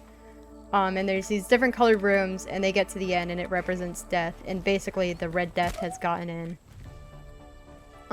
It was kind of like that situation, so it was like this king and queen, like there's this terrible sickness happening. Hi! Ah! She's so cute. Hello! If anybody is scared of butterflies, oh no. Don't be afraid of these. Look how cute it is. They don't hurt you. I love their wings. They're really pretty. So yeah. Basically, we Joining the proletariat. yeah, it's basically this king and queen. There's like this sickness going through, and I think they were like killing people who had this sickness, or they were like turning them away from help. And at a certain point, this plague clearly got bad enough where they just sealed themselves inside of this room. And then I think one of the paintings was like one of the two had got it, and it was basically assumed that they died of this sickness. And so we get into like this bigger chamber room, and we see these like corpses, or like, I think they weren't corpses, they were skeletons. They're just scattered about. There was like, The sealed room that we didn't go into, there was like this main room with a couple of them. I think we tried to like cut up their bodies so that they couldn't come back to life, because yeah. Oh, you know what? Before we even got into that room, Gaius, who was in Gaius I think cast detect what was it? I forget what it's called, but basically it lets you detect the presence of undead or celestial beings or something, just like the unnatural. And so he was like, he literally stood there, was like, hold on, and we went all the way back through, and he was saying, yeah, we gotta prepare. There's like there's something. And so everybody healed. We healed up. We were preparing. We go in there. There's these dead bodies, or like skeletal remains, and we're like, all right, can we like cut up these bodies so like the parts can't fuse back together, or like try to do something? The DM was just like, what the fuck? I think we just kept the bodies as they were, just to not disrespect the dead. And there was this kitchen where I think it was like a cook was in there, and he was kind of like reaching for the oven. I think it was implied that the place kind of half burnt down, or like when after they died, like the place kind of caught on fire. I think like we quickly checked for any traps or anything, and I think Shiro in Gaius's body had noticed that the floor was kind of unstable, and she was like, you know what, I don't think we should do this. And so they turned back, and they did not touch the floor. They did not tango with the kitchen floor. And so yeah, they go into this final room, and I don't think they sealed it, but yeah, so they go into this final room. There's a skeleton of the king and the queen, and we see two scabbards, or whatever you call them, or mounts, where like it's kind of like those things where you have one shield going diagonal, or one sword going diagonal, another sword diagonal, and then a shield in it, kind of, or shield on top of it, kind of like one of those mounts. And clearly one of them was not there. Yeah, one of them was not there, and we were trying to figure out which was which. So there's a skeleton at the table with a sword, with the missing sword through it, and then I can't remember where the other skeleton was. Clearly this was a king, queen. They had their crowns on or whatever. And I think the queen's thing was near, or queen skeleton was nearby. So yeah. We're like, well, clearly someone betrayed someone, or like maybe suicide, but I doubt it.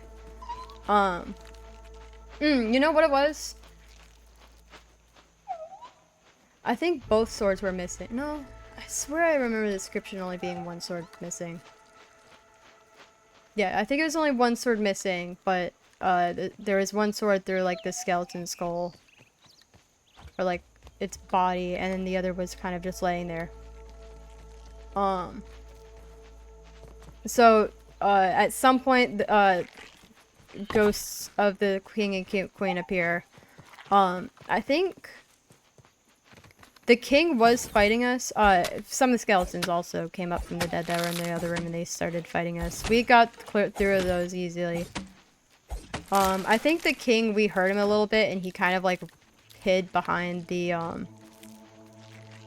hid behind one of the throne chairs. And so he was, we didn't bother with fighting him at the time. And so this, the queen was meant to be like the main person we were fighting. It was really funny. So I was because I think Shiro just got to level 3. She had the martial art we did martial archetype or whatever. She had her 4 superiority die, different stances. A battle master she was a battle master archetype. And so she had her different stances, and it was clear that this queen was like really strong. And so we're like, shoot. At some point through it, I realized that one of the things was if somebody was attacked within melee range of Shiro, or in this case, Shivarvik, if someone in range of her attacked someone else, she could use her reaction to attack. And so,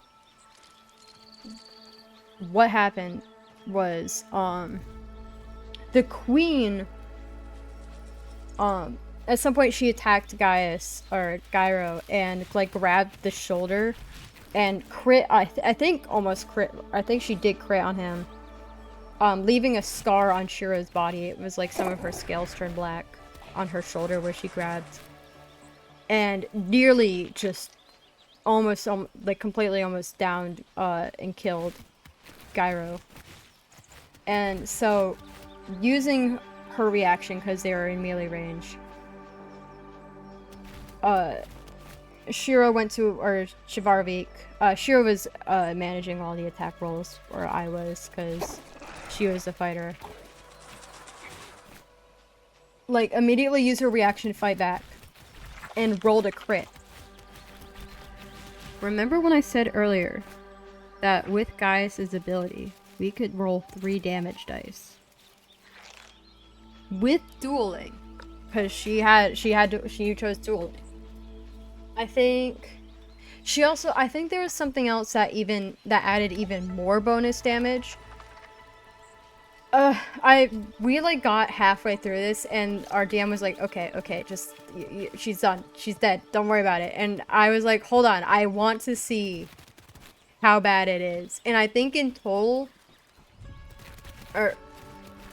no, I don't think the DM said anything. But it was really funny. Okay. Yeah, so I was calculating the damage, and at some point the DM just sat there, took the piece off the board, and was like, sometimes you make a villain. And was like clearly annoyed that this villain was dead. And we're like, oh my god. I continued calculating the damage. I think in total it was like 48 damage. I was like, oof. That's a lot of damage. Mind you, we had hit this girl a couple times. Not much, but we did get a couple hits on her. So she was done, dead, down for the count. Girl was not coming back a second time. So yeah. Combat's over. I think all the skeletons either fell to the ground or just like we defeated them all by then. And so we go find the ghost of the king, and he's kind of shying away. Clearly he doesn't want to fight us. We were going to, but like, we were trying to get information. We were like, what happened? And I think, from what happened, the queen betrayed him and killed him, and then I think she killed herself. I think it was like, in her eyes, it was kind of like a mercy killing, but it was kind of sucky what she did. Because I think he was the first to catch this disease. Something happened. So yeah. We identified that the blade in him was in fact the queen's blade. So we take it, I think before we even did that, he sat there and he was like, I want to join my wife in whatever afterlife she's in now. Because I think there's like different layers of the afterlife. And he was like, I want to join her. Because I think we determined it wasn't mercy killing. And he was like, I want to join her or something. And so he sat down, knelt down, and we were like, oh, I don't want to. My troops will pay you a visit. I hope you'll put up a fight. I will not, don't worry. But I was like, ugh, I don't want to kill him, man. The dude's already suffered enough. He was killed by his wife. So yeah. Eventually, I think we did, like, he was like, just please. And so we did eventually kill him. We, like, cut his head off or something. It was very swift. I think I was like, can I, like, roll to, like, make this a very swift killing? Like, not painful or anything. I think, she rolled high and DM's like, yeah, this was not, like, obviously not a suffered death that he had. I think cut his head clean off or something, or just killed him very swiftly, very quietly. So yeah. After that, we had to deal with breaking the blade. I think we kind of like, I think it was another strength roll if he found a way to shatter it, basically. Got a piece of it, brought it back. And we were trying to, like, make this potion, basically. The brittle was telling us to make a potion. And so we combined all the ingredients, we made this potion, we drank it. I think both characters drank it, and so we passed out again. Oh my god, I've been telling this story for like an hour and a half.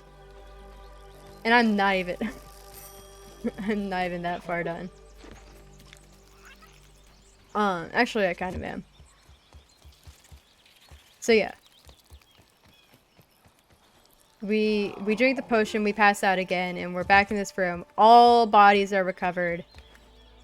Gaius is Gaius, Shiro is Shiro, Vetvik is Vetvik, Ivar is Ivar. And we're like, cool. And so we're going down this, like, spiral staircase, like, whatever room we woke up in, we go down this staircase. And... Tired? I'm tired. Actually, before we even went down, Vetvik found these rats, and he thought it was the ones that, like, chewed the rope, but he's like, which rat chewed the rope? And I think they gave it, I think his name was like Dave or something. They're like, yeah, it was Dave. He lives up there. He likes just like messing with adventurers and chewing their ropes. Nobody really likes him. So Vetvik was like, good. So yeah, we go down the stairs after that interaction. It's kind of like this, like, celebration room, because part of this goddess is like ceremonies, or just like having a celebration after like celebrating the times where you're well and stuff. And so we started doing that. We were taught a little orcish song. Shira played her trumpet because she has proficiency in trumpet, because I know how to play trumpet in real life, so, and we were trying to figure out what proficient she was. I was like, wouldn't it be really funny if I made her proficient in trumpet? So yeah, she played her trumpet. Other people did. Speaking of D&D, I think this was, what do you say, druid, dwarf? Yeah.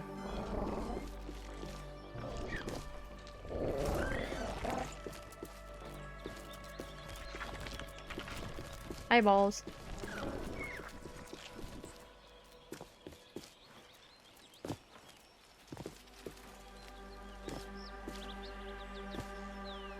Where's about Forest Bridge? Tavern fight. Get prison key. Thieves. Warden's watch. Fortress. Can get cloak of protection. Troll bridge. Danger. Bay Forest entrance.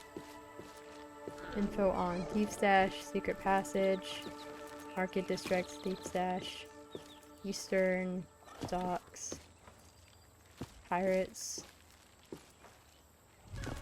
Reddit's Guards, Crucial Encounter, Rumors and Legends, Prisoners gone crazy because of winged people. Oh, that must be ASMRs.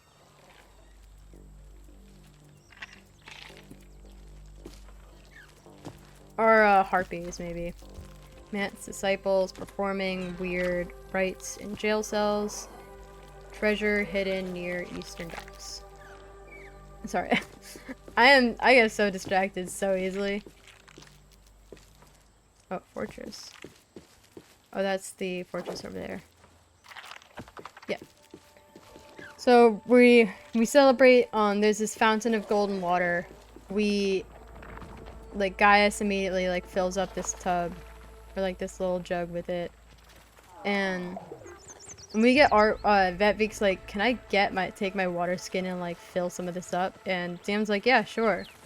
And so all of our players, or all of our characters decide, yeah, that's actually smart. And so we all fill it up with this golden water. Mind you, we never checked until like 3 or 4 sessions later if this actually was still golden water afterwards. We just were left in the unknown. Basically this golden water acted like a long rest. It would heal you, it was just a long rest in water form, in drinkable form. And so, yeah, we drink that, everybody's healed, everybody's happy, and eventually we go back up. We were asked the order we went up, so Shiro went up first, or no, Vetvik I think went up first, and then Shiro and everybody else followed. And it was really funny, because when we got up, Vetvik was first to crawl out, and there was this like weird group there, and he just like came out and skittered between like the main person's legs, and the guy was like, whoa, what the heck? And so Shiro's out and Gaius is out. Testing. I'm yapping about my D&D stuff for this campaign that I'm doing this weekend. By doing, I mean playing in. Because I'm excited. I'm excited for this campaign because we're about to continue it. I'm expanding my palette.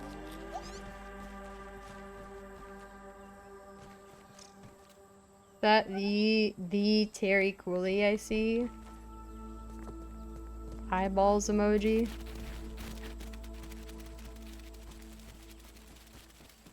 Unironically says eyeballs emoji.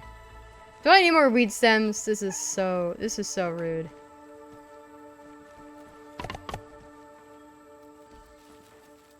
Yeah. My dormmates, it's our last session before probably this Christmas. Because it's all 2 of them will be gone all first semester. So it'll just be me and one other. Writing you is a metaphor for What is that? What emoji is that? Oh, are you leaving? capitalism. This is Bro elating. popped in just to leave 2 seconds later. This is so mean. Where was I? Right. So, we get out. Vetvik crawls to this person's legs. He's like, what the heck? And like Gaius comes out, and this is like this is clearly Gaius's like party who is supposed to meet up with him. They're kind of pissed off at him. Started talking to him, but he was like, I need to talk to you privately. And so yeah, they went off. Yes, that is the aquatic foxes you see. Yeah. So he goes off, talks to Gaius, and he's like, what the heck? Actually, let me talk about this, this party that we met. So the main person is, I can't remember his name, but it's an ASMR, paladin, and then we have this like emo tiefling, and then I forgot what the last guy was, but he was kind of like this plant thing, like this plant troll. You might have to share my stream around. Oh my god. Free advertisement, smiles cutely.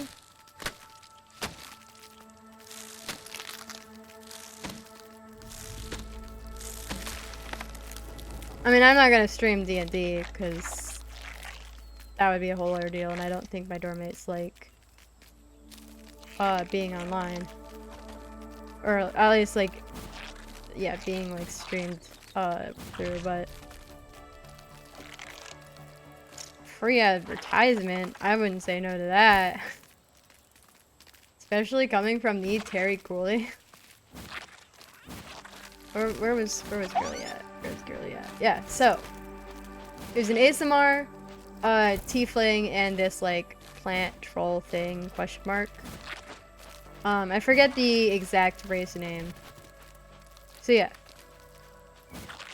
The ASMR and Gaius go off and they're whispering. I think I had Shiro listen in. I think she rolled like an 18 or a 19 on like I don't remember what roll it was. Maybe like perception or something. So yeah. She basically gathered, like, obviously Gaius is like pissed, or not Gaius, the tiefling is ASMR is pissed. He's like, I told you guys. I told you to wait for me. At some point he's like, please tell me no one died. He's like, nope. All of us are here. He was saying, or he was, I forgot what he said. He was like, all of us are here. Well, mostly. Rather than not share D&D, that'd just be a close-up. I mean, there's a lot of, there is... Oh, you just mean for your stream? Yeah. I mean, streaming D&D sessions, I mean, there's a whole, like, there's whole shows about that.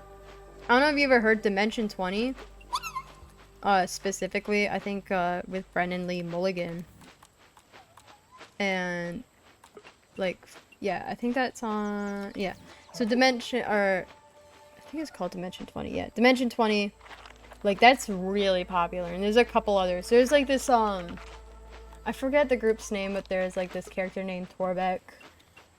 There's a clown named Chuckles, and then there's these other characters I see everywhere on Instagram, and they're incredibly popular. So, streaming D&D is very, very popular. I wouldn't say don't stream it, but it also depends on players, on if they want to be streamed in that way.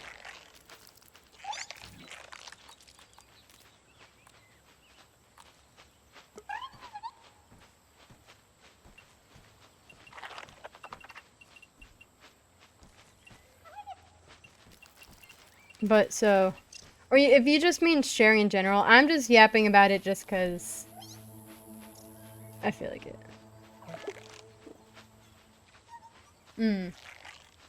50 plus servers you're in. I mean, the servers I'm in are mostly just for emojis and stuff. I don't really have much of a care to... I mean, I do have a couple advertisement servers that are literally just for advertising, but... Can I sleep yet? Excuse me, with who incoming? That's so rude. Yeah, I just like yapping about in scenic D&D though. It gives me something to talk about in empty streams, you know? So yeah.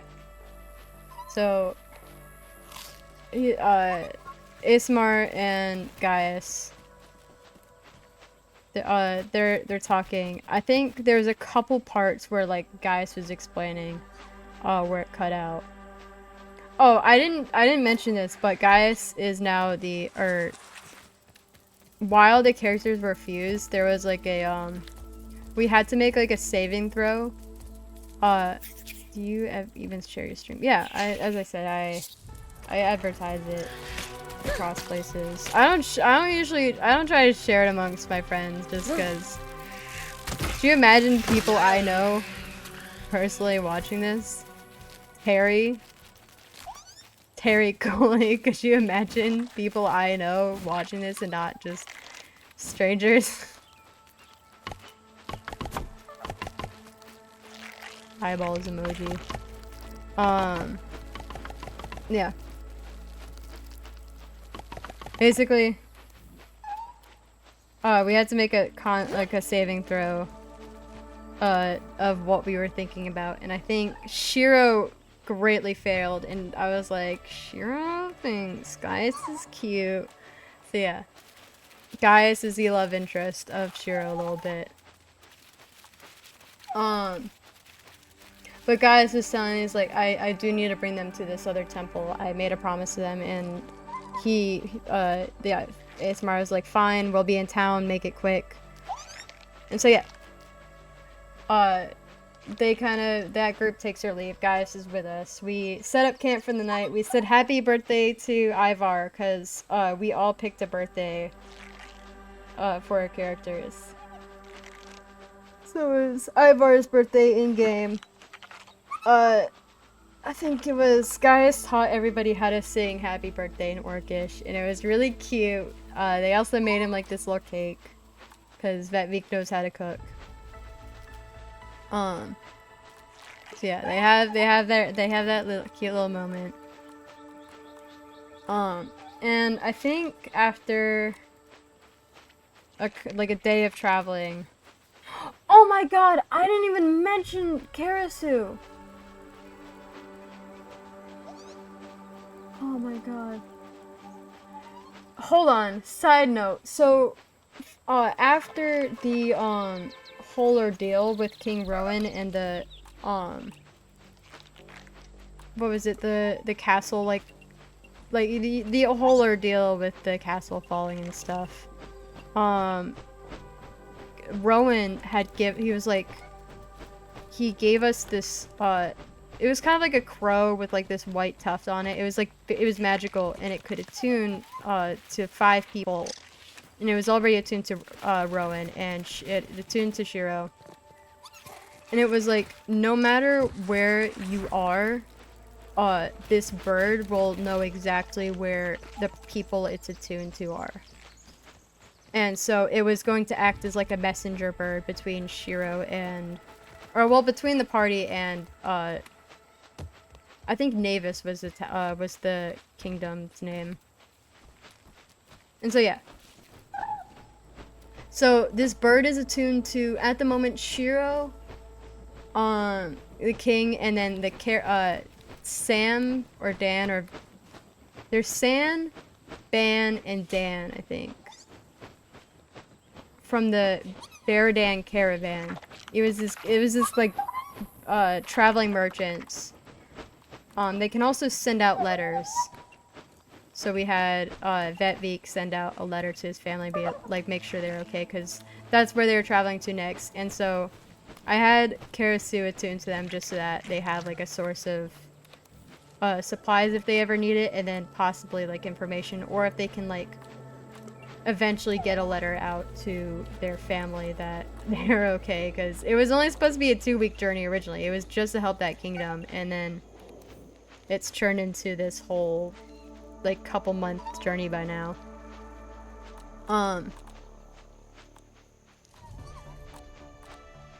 But basically, ooh, lag, hi lag. Please stop.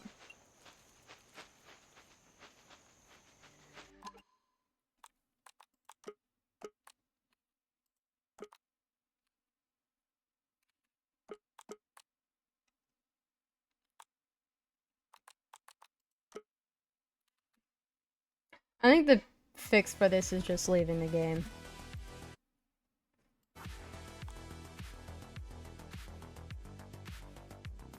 I'm gonna give it a minute to resync. Actually, while I'm here, I'm gonna go use the bathroom. Oh, while I give it a minute to fix it.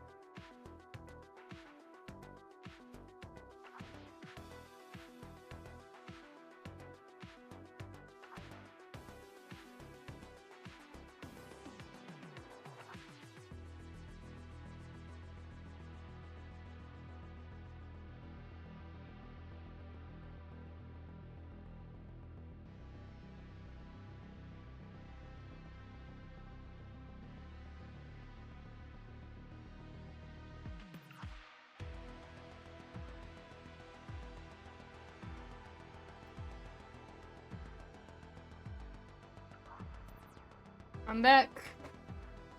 Girlie is back. What's that?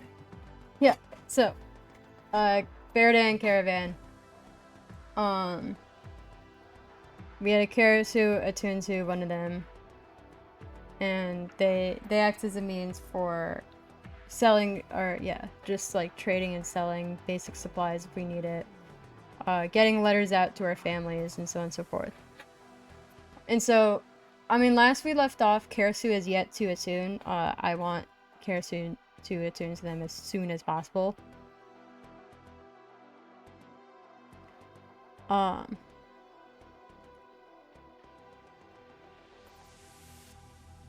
So yeah. We go out, we're finding this temple that Gaius has agreed to show us, and we get out there. Actually, before even that, we take a pit stop. I think we find this like dwarven village. We take a pit stop there for supplies, because Shiro at this point had leather armor, and it was really bad. She was a fighter, and she was getting hit a lot. And almost every attacking damage against her succeeded, because her armor class was 13 and then 15 with a shield. I was like, everybody's getting significantly less hit than me, because even the paladin had better armor. So she was like, okay, better armor. I think she ended up getting like chainmail from this blacksmith there. Oh yeah, we also had this wagon with this horse that's like, we are convinced is like this like god or something. He's scary. Like, he's just like dead eyes, like slightly off, never staring at you, just slightly staring off. And we are looking for apples for him. Because Vetvig knows speak with animals. We promised him apples. Oh my god, Terry, I didn't even know you were still here.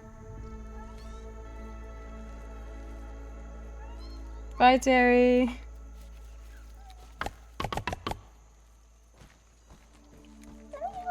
So yeah, we're like, we'll get you apples.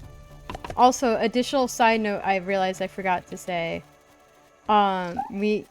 Vetvig did find this rat. He literally, like, caged this rat and, like, found his house.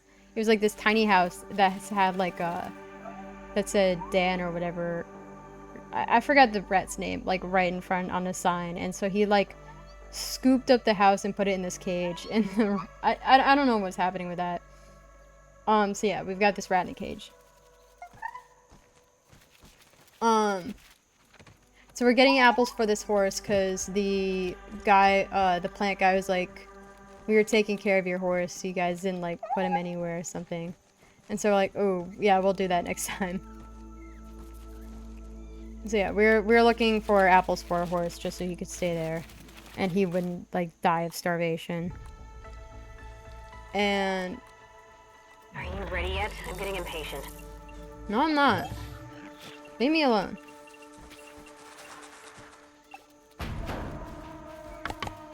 Bam, bam. Yeah, so we're in town. We're looking for half of us are looking for the apples. I think we were also looking for Shiro and Gaius went to go find a tavern just to set up for a night, and I don't know, just like have some alcohol and talk. And so Gaius and Vetvig, they went out, found this farm, bought some apples from this really happy kid. They literally gave him a gold piece, and they're like, keep the change, because I think it was like a copper or two per apple. And this kid was so excited and happy. He's like, Ma, I got a gold piece. We basically gave this kid like a year's salary in form of a single coin. He was so happy. It was so cute. So yeah, we gave him this apple, or not apple. They got apples. Shiro and Gaius, they had they just talked a little bit about their parties and stuff. And what is that? Is that pollen? At a certain point, they all I think Gaius, or not Gaius, Shiro, no, Vic and Ivar, like, they found this place for tarot card readings, and Ivar agreed to do one, I guess. And so they were going to do that later that night. They met back up with Shiro and Gaius. I think they like had dinner, grouped up, and like got a room. And like kind of like created a game plan, and then they went out later that night to. All right, they also brought back the apples to the cart, and they came back later. The whole group went to go watch this tarot card reading. It was really ominous. It was like starting out like all nice and fine and dandy, and then at a certain point, she just the girl was. Or I think maybe it was palm readings instead, not tarot cards. But the lady, yeah, it was palm readings. The lady just stared at Ivar and was like, "You're being followed or something. Don't lose sight of each other. Don't go into the mist." And we were like, "What the fuck?" So yeah, it was crazy. Everybody immediately afterwards was like, I think Ivar rolled to see how scared he was, or we all rolled to see how unnerved we were. I think Ivar was like, he rolled like a 2 on how, like, lower the number the more unnerved you were. So he rolled like a really low number.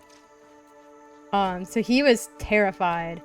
Vetvik held his hand as they went back to the tavern. I had Shiro go out because part of our religion is like, during a full moon, she would go out and like sit under a rock or just sit under the moon and like pray to her god. And so she had she was like, "Caius, you want to come with me? This is scary." Like, she was a little bit unnerved. So yeah, guys followed her. They like just sat there. It was really funny because I never mentioned anything about this, and they're like, "What's gonna happen in the forest?" And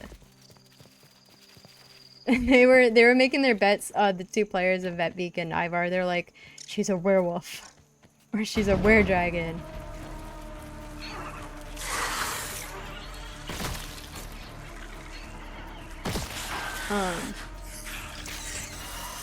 So yeah, they had that, and then they slept for the night. Nothing happened. They're out of town, or they leave town the next morning. And they head over to the temple that they're actually supposed to be going to for this big quest to bury the first gem. And so what ends up... Yes, please get me too far away from this. What ends up happening is that as we're getting closer, it kind of gets misty. So immediately we're like, "Oh no," because the woman warned us about the mist. And so it was eventually getting too misty for us to see at all, aside from like the person in front of us. So we all grabbed hands, and then there was a point where we only could see each other's hands. I think Shiro was kind of guiding the way, or I think maybe Gaius was in front. I think Gaius was in front. But they were kind of like going through. Eventually they get into this town area. Because this was the village that was sick. This was the original version of it. So basically what had happened was, this temple, like, it gained so much traction that, people built a town around it. And then it started, like, people started going in there all the time and underestimating it, and they kept dying for no reason in this temple. And so the temple started fighting back and growing vines and stuff to just like push out the village. Like, the land became infertile. The vines and stuff and roots would like tear up and destroy buildings and crack them. And so at a certain point they had to abandon the village and create a new one. So Water, bringer of life. they get up to this temple. They're trying to find a way like into the entrance. And I think Shiro hears like footsteps behind them, and they turn, and there's these cloaked figures. And I kid you not, the main person goes, "You have something I want. Give it to me now." And so we're like, what are you on about, girl? And so we start fighting. It was really bad. Like, this girl was strong. We did shoot her a couple times. She tried speaking to her party in Celestial, or I think it's called Celestial, but because I think Celestial was the language that Ivar chose to be able to speak, and so he's like, "Oh shoot, they're aiming for Vetvig," and I think what the girl was like, she was yelling at the guards or the other four. She was like, Get the kobold, he's shooting at me. Or focus on him," and then Ivar yells at us, they're aiming for Vetvig, cover him." And then the main person goes, "Shoot, they know Celestial, you idiots," or something. Like, it was really funny. I think it was the DM unintentionally kind of made our evil counterparts, because one of them was a fire dragonborn. I think we had a full elf instead of a half elf. I don't think we had a kobold. I think there might have been a half orc or something. So it kind of felt like our evil counterparts. We eventually, I think we killed one or two of them, and then the others ran. One of them was a rogue. He was really annoying to fight. Like, I think he had like double or triple attacks, so it was honestly hell. He damaged a lot too, but he was on his last legs and we just could not kill this guy. I think eventually he just ran away. But yeah. So by this point, Gaius didn't know about, of course everybody knew about the stuff that happened in Navis, but nobody told anybody about the gems and about our party. And so he's like, "Alright, this doesn't seem like the temple. What is this?" And we went, "Can you keep a secret?" And so he's like, "Uh-oh." So he agreed to keep the secret. And so we're like, so we have these gems that are really... We basically gave him the rundown about the gems. And so we asked if because they had a symbol, and it was like some group. I think it was like the Order of something. And so he's like, he was all for this and like helping us out. He's like, "I will, number one, keep the secret, but number two, I will actually get info and like see if I can give it like research stuff about this group and help us with this task." And so we're like, hell yeah. So he left us, or I think last session we left off, we had just slept the night in front of the temple just because everybody was severely damaged. This wasn't even the temple's test, so we were like, oh no. So yeah, we left off spending the night here. I want Shiro to thank him for the stuff he's done, and then I don't think we had Karasu attuned to him yet, so I think she's going to, because Karasu isn't even back yet, I'm gonna have her thank him and then ask where he's going to be, so that when she's out, she can attune Karasu to him. Or I think before he leaves, because I think Karasu might be coming back right before. Need 2 weed stems and 5 clover leaves. Girlie's been yapping. I only have 30 minutes left. It does not feel like that. Normally, I can't believe 2.5 hours have gone by, and all I've been talking about is D&D. So yeah, that's where we left off. We're right outside this, the first temple. We're gonna hopefully get through it, or at least get most of the way there this upcoming session. Assuming... So the our DM was really worried about, like, to give you a reference on how bad these masked figures were. She was worried that we were gonna be TPK'd, which for you non-D&D nerds is total party killed. It's where the entire party just dies and the story is over.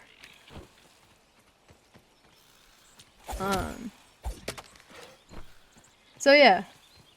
She was worried that it might be that way. She was actually getting advice from another person or like one of her family members who also DMs. I think it was just a friend.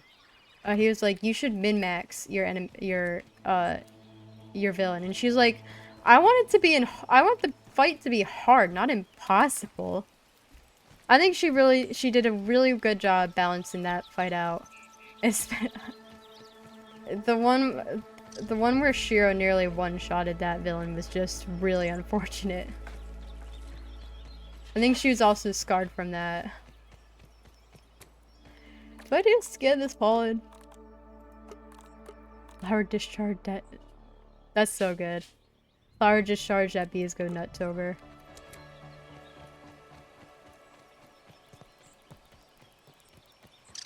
Yeah, so we left off there. I could yap so much about D&D all day. You know what? I think next time I'm going to yap about my other session. Because I have an ASMR fighter going on right now, and then the Dravican fighter I mentioned. Oh, someone's home. I think that's my dad.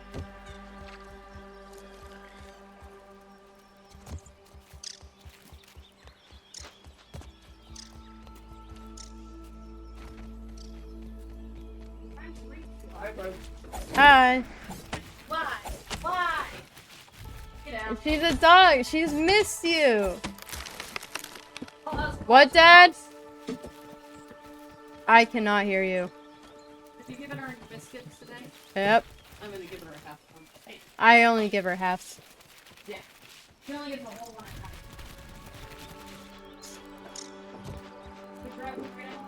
Huh? You have clothes on? What time am I leaving at? You have to leave like 5 o'clock. Yeah, I have a whole hour. It takes me like 5 minutes to get dressed. Well, be ready for Jack.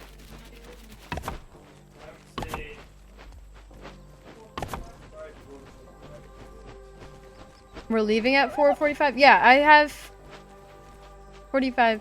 Well, 35 minutes now. This might be a slow or a slightly shorter session then. By session, I mean game. I don't know why I said session like it's D&D.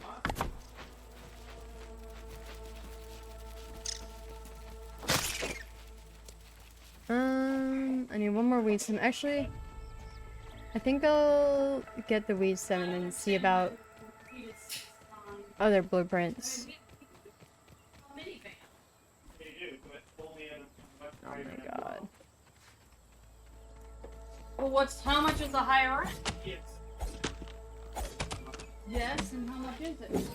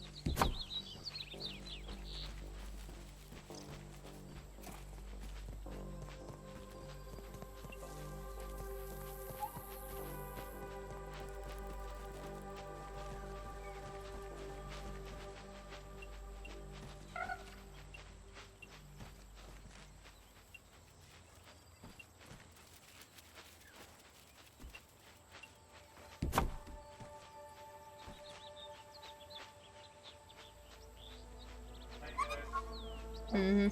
Okay, I can see the... Oh.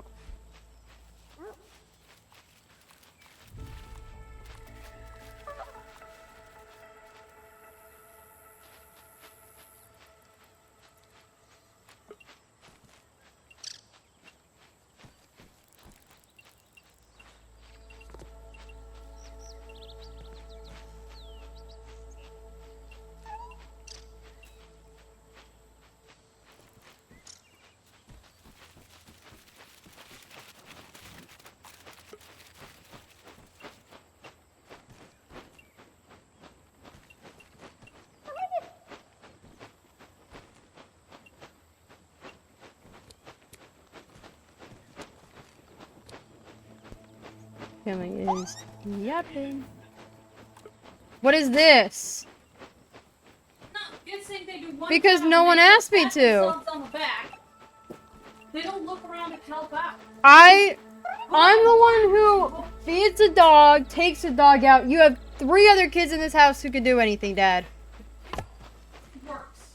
She does do something. And she told me to feed the cat stuff, even though she's right there waiting. No. I didn't even get to finish speaking. I said she was sitting there making food in the microwave, waiting for it to be done. It had a couple minutes. She could have gone, filled up the cat stuff, and instead, she was waiting, lazy, doing nothing. I take the dog. I will stop taking the dog out every day then. I will stop feeding her. I will stop watering her. Two. I just fed Dude, clean that rabbit's cage out 2 days ago. Yesterday is not 2 days ago. Right. Yep. 2 days, literally yesterday. You telling me to is going to make me take even longer. And then when we don't do something, y'all whine, we don't do anything. Or maybe you schedule it when none of us can. God. It's fun about no for 2 days. No nothing around this house. You don't do anything here that my family. I'm in the room and you don't help. I'm not bothering it. Yes, you. I'm sorry. You don't drink off anything. You don't eat off anything. One cup a day. Doesn't matter. You guys can help. You eat 1 cup? I don't walk up. I said I make the math. Well, me and your father work 40 hours a week, and we can't get any help around here. No, so you help around the house. You do your laundry. Empty out. I do my laundry. Empty out the dishwasher. Help put food in the containers for the cat and the dog. You I'm so addicted. The cat container was empty. The dog's fucking food container was empty. It had a scoop left. I said, what do you have? Hand it over. What do you have in your mouth? Probably a rock. No, it was whatever dropped out of the fucking dishwasher, but she snagged it. Yeah. Come here. You want a biscuit? Drop what you got in your fucking mouth. Whoa.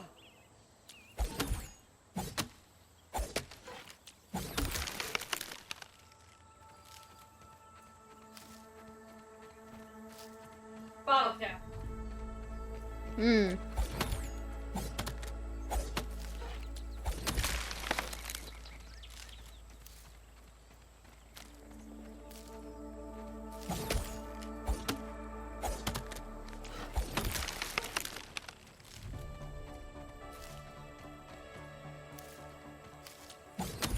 This dry grass is very dry.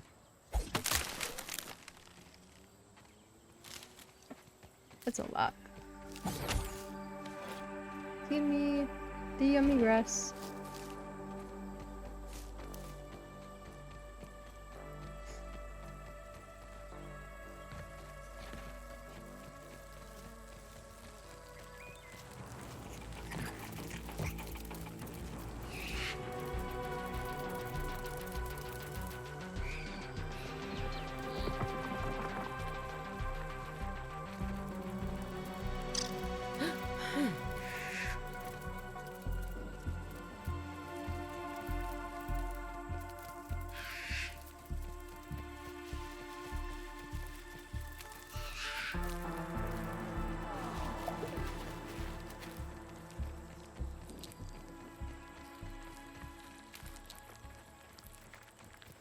You remind me up about my D&D sessions next time too.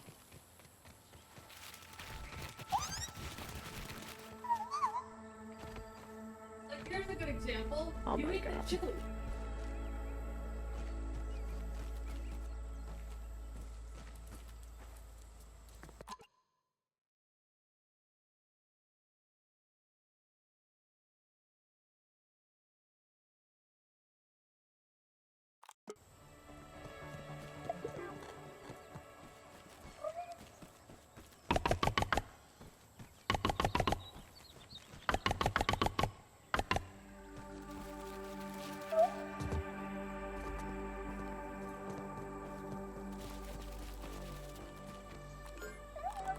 How did I get so much plant fiber?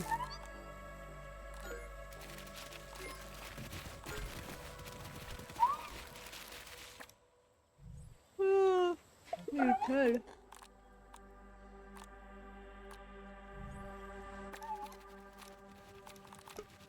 Tin rope.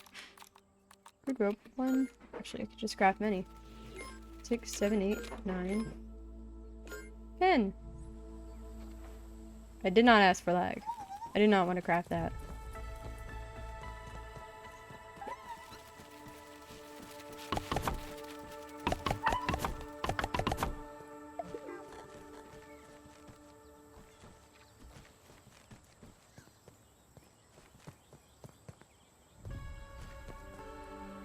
I need food. The feed. I think after my food cooks, this is a very good stopping point. Could use some lemon slices, but it's drinkable.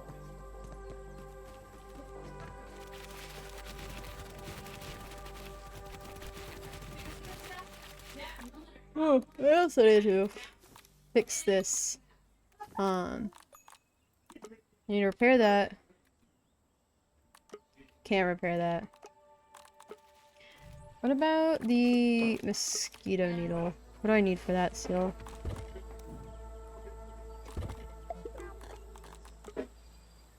Silk rope, which I can make right now. But I will. Tastes like crab legs. That's gonna take a while to make. I will wait for that. I will make that next time. No, it's right here. As I said, I don't think. Or